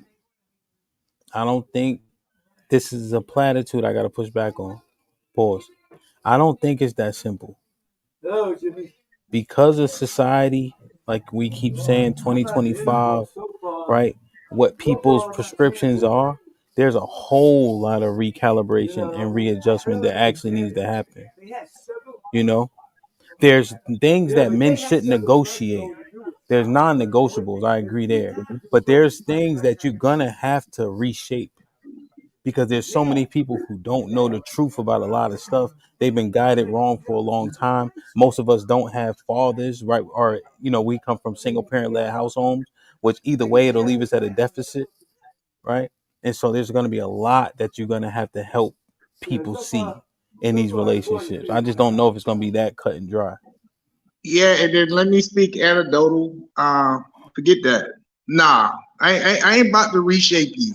Like I remember when I had this conversation when I was dating before I found my wife. I said I want a woman that's willing to give up their career and stay at home with the kids. If a woman told me, nah, I want this career, I don't see myself doing it, I'm not about to reshape you. You already have made up a reality of what you want. I will be a fool. I'll be on this internet complaining about women if I try to take one of the women and literally try to change their destiny, what they wanted for their life. So I get what you're saying, but nah, No, if we listen. There's things that are non-negotiable. Did you hear that part?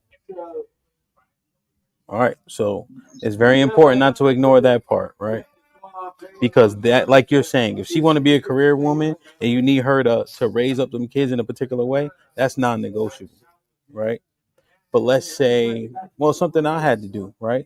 Like that's like faith-based for sake of the conversation, right? Oh, we can't eat this, we can't eat that. Why do girls predominantly wear dresses and tutus, right? Like what? Oh, so on this day I can't cook. Why are you sleeping on the couch when I'm bleeding, right? So there's a lot of things, right? And these are things that are just I know you kind of know what I'm saying, to where it's not hurtful, but there's a lot of things that people just don't know and understand, and we need guidance for, like for instance, you said that you was on was you on the elliptical or the stair climber for 45 minutes? You on mute. You said can you hear elliptical. me now? Yeah, I Elliptical. can hear you. I never tried that shit. I thought elliptical was bullshit. But on Sundays, I don't do boxing workouts. I try to do cardio or road work, right? So I was jogging. Listen, man, ain't you the boss? Yeah, but the customers Well, coming put me in. on I told them speaker. come back in 5 minutes Yo, just for man, he'll you. be back when he Just to back. finish you. But it's like I can hear what you got to say. Matter of fact, come on Man. in. How you doing? Treat me like a stunt double, man. But that's what I'm saying, right? I was going to the gym. I was doing I'm talking to you directly. I am listening directly. Maybe I need to tell you, yeah, I am listening to you. You was going to the gym and you thought the elliptical was BS. I promise you, I can do two things at once. Continue. You Man, want me to man, look at them? I wish I was a white woman. Maybe I'd get some undivided attention.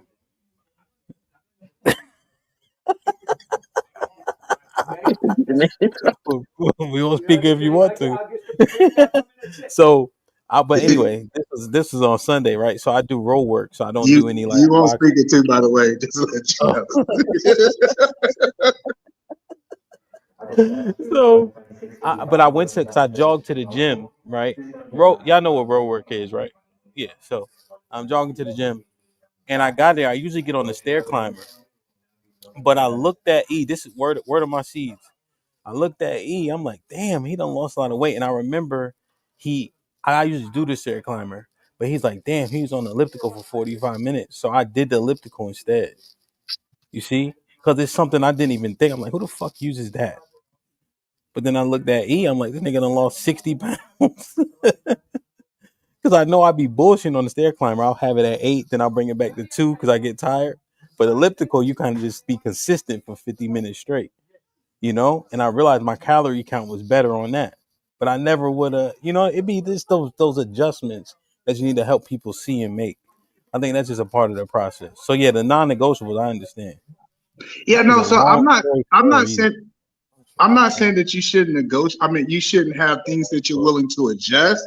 But when we talk about vision, not vision, I'm not adjusting on. That's pretty cut. Now, is it certain things on how we get to the known goal? Like, let me rephrase that. My destination and how we go is not something I'm willing to adjust. Now, whether we take horseback versus car ride or train, I'm willing to adjust those things. But the core of what we doing is the same. Yeah. I agree. But yeah, it's plenty of things. I remember, like, so when I met my wife, I told her, hey, check this out. We don't eat pork over here.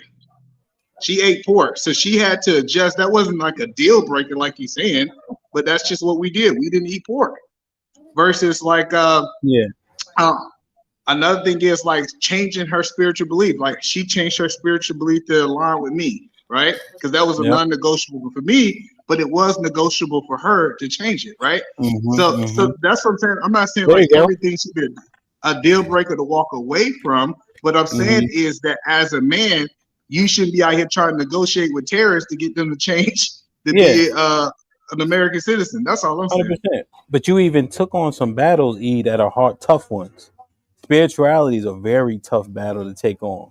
You see, so we saying the same thing again. You know what I mean? Like there's things where you say, you know what, I like her, whatever, and you'll work through those things. And then there's the other things, like you said, the goal is the goal. If you're gonna try to be adverse to this goal, we can't do it. You know what I mean? So yeah, we saying the same shit for sure. Yeah, and HAMP, along those lines too, then like there's a biblical principle I know you know of in James 3 about like the principles of godly wisdom. One of them is to be easy to be entreated.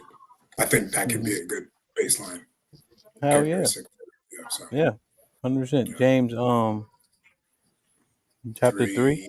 Yeah. 15 going down, Yeah, man. Real shit. And this is for who is for what we saying in terms of the scriptures, but the general sentiment can be adopted by all. You know, you can't throw people out for every fucking thing. You'll definitely be by yourself, but there's things you're gonna have to help people see, right? And help make adjustments, and then there's other things like how you want your household to be ran. If she don't agree with that, it's gonna be damn near impossible to align. Yeah, but I think you should try, but I think you should be willing to walk away. So like I was dating this one chick, we was a good fit for each other. But when we start talking about kids, she said, I don't want nobody to put their hands on my kids. And I said, well, I know that, check this out, I'm bad. My daddy was bad, and every person came for us was bad, and we needed some physical discipline. I know people don't do it. Since we didn't align, like everything else aligned it, but we just could not come to an agreement on discipline. Instead of me trying to change this woman or she felt like this gentle parenting, I had to be in a situation that says, hey, what? We don't align in something that I feel is crucial for taking my generation to the next level. So I tried, and I had to let it go. And I think that's the problem. Men ain't willing to let go.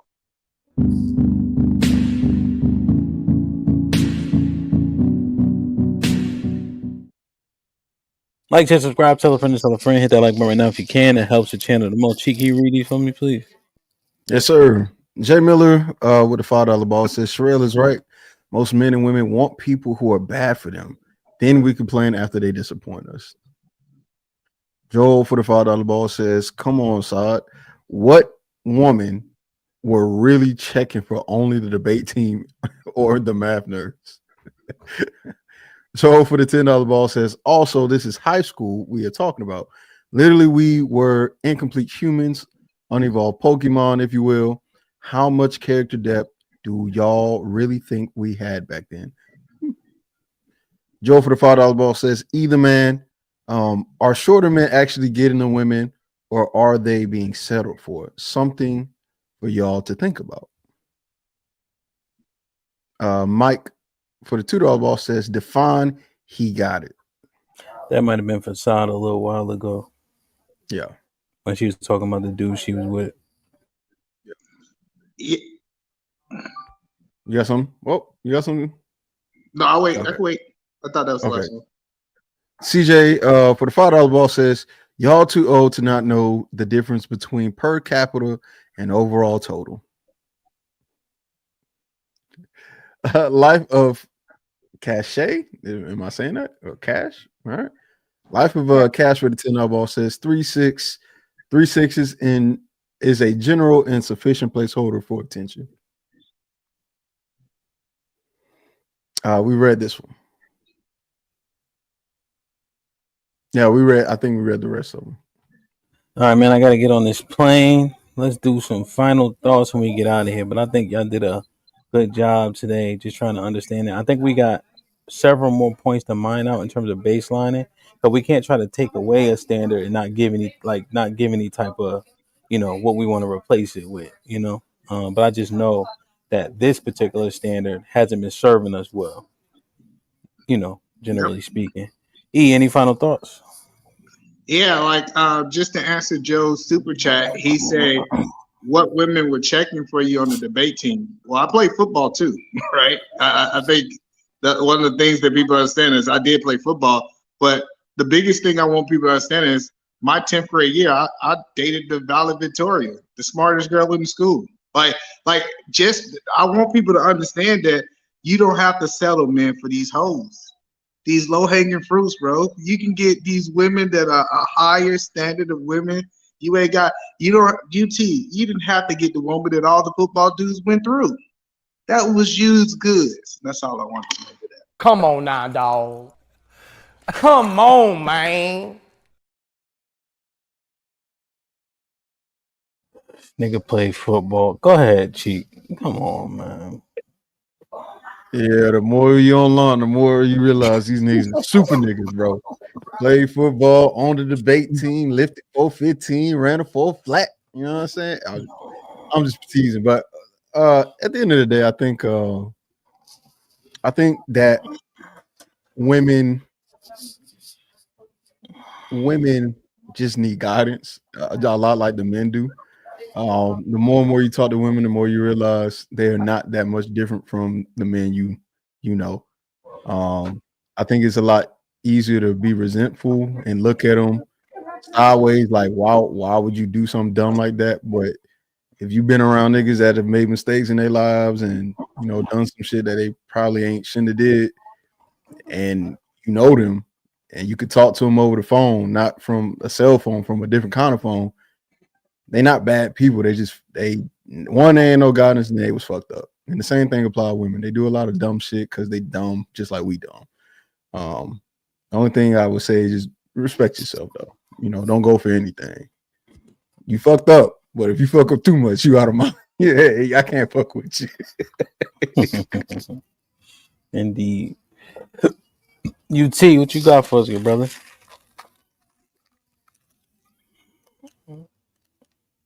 You on mute.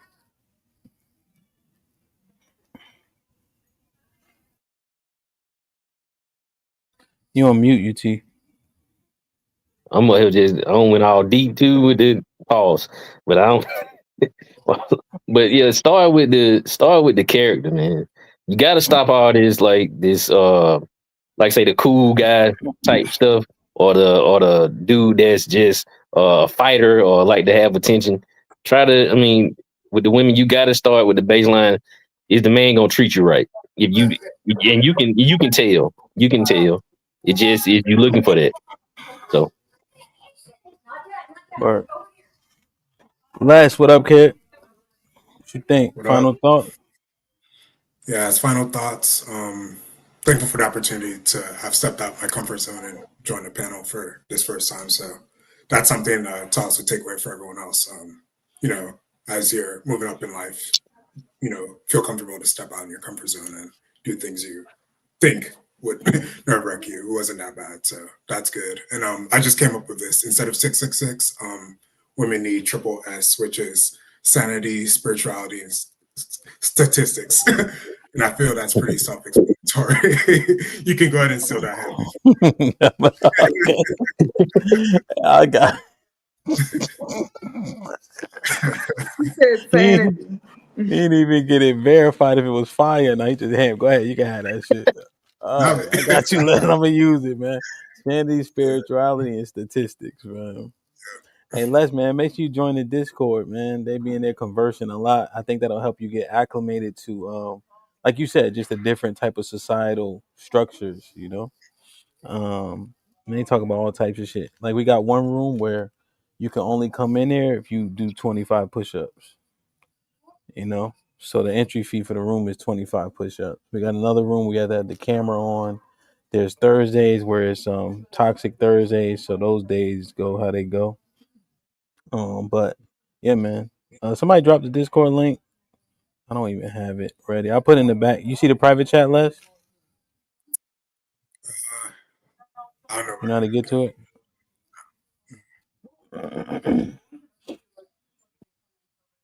Let me see if I can pull this up. What you think, Ro? Any final thoughts? Yeah, I know we keep saying focus on the man's character, but really we need to focus on our own character. Because that's probably why you're always attracting shady characters. Because your character's kind of fucked up. And you're not really judging them because you relate to them on so many levels of fucked upness, right? So do the self work, then focus on character. Stop being unrealistic and just wake up and start really doing the research on what you're looking for and how rare it is. Because I don't think they understand how rare the things that they're looking for is. Other than that, thank everybody who supported, like, shared, subscribed, super chatted. Thank you to everybody who joined the panel. Appreciate y'all. Appreciate your help. Indeed. We got AL with this what else says. Say what you want. NSBE is popping. No, it's not. What is that? When I deep National National Society of Black Engineers. Oh. It's not popping, UT. I DJ their parties every time they had one in DC. Now, mind you, DC, right? So there's the most black people, right? Per capita, etc. It's cooler than you would think it is, right? The people aren't as corny as you assumed, but they're still corny and they're not that cool. You see how that works? Yeah, I get it. Yeah. So they are what you think they are. They are engineers. They offbeat dancing a little bit, right? That all the things you think are there. They got Afro Tech in DC. I DJ at Club Camp. Or no, in Houston, sorry. That DJ at Club Camp, biggest club. You can tell the difference between the Saturday night party and the Afro Tech weekend Saturday night party. You see? You don't see Jenko jeans on a regular Saturday night. You might see Paco and Jenko jeans when the Afro Tech come. That's just what it is. Everybody's still cool, but it's about as corny as you think they are. Right? And it's pleasantly surprising, but they still who the fuck they are. You see? That's the other thing. Nigga, be honest. Oh man. I walk outside, nigga taking picture in a superhero landing pose with his fist on the ground, arm in the back.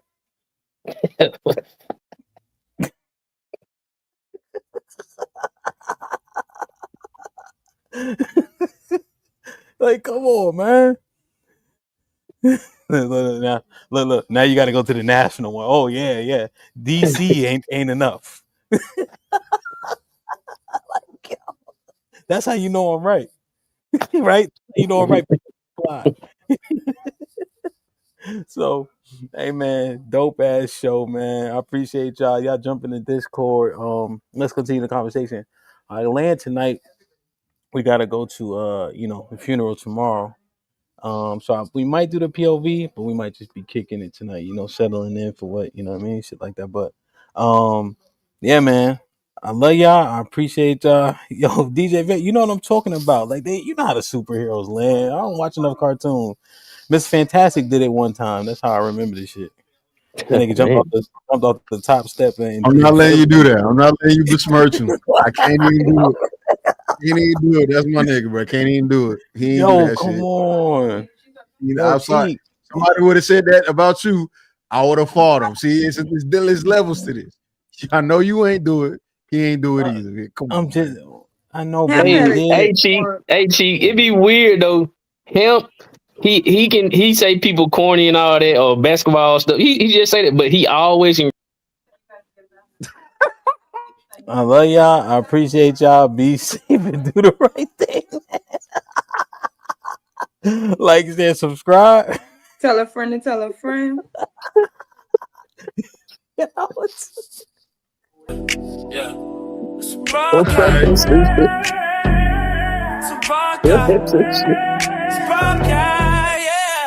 Like, share, subscribe, tell a friend, tell a friend. DJ Ham about to go live again.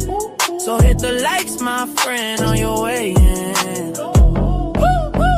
First off, salute the chat. And to all new cousins, welcome back. Heard you searching for the real. Well, this is where it's at. The latest topics and panels and brother, don't get sent to the bathroom. We got all the stats, too, back to facts in the morning or the afternoon. Tuesday, women's POV, 2 Fridays, dancing, jamming tune. It's a community of real, and we better than the world news. This might be risky, I hope you know.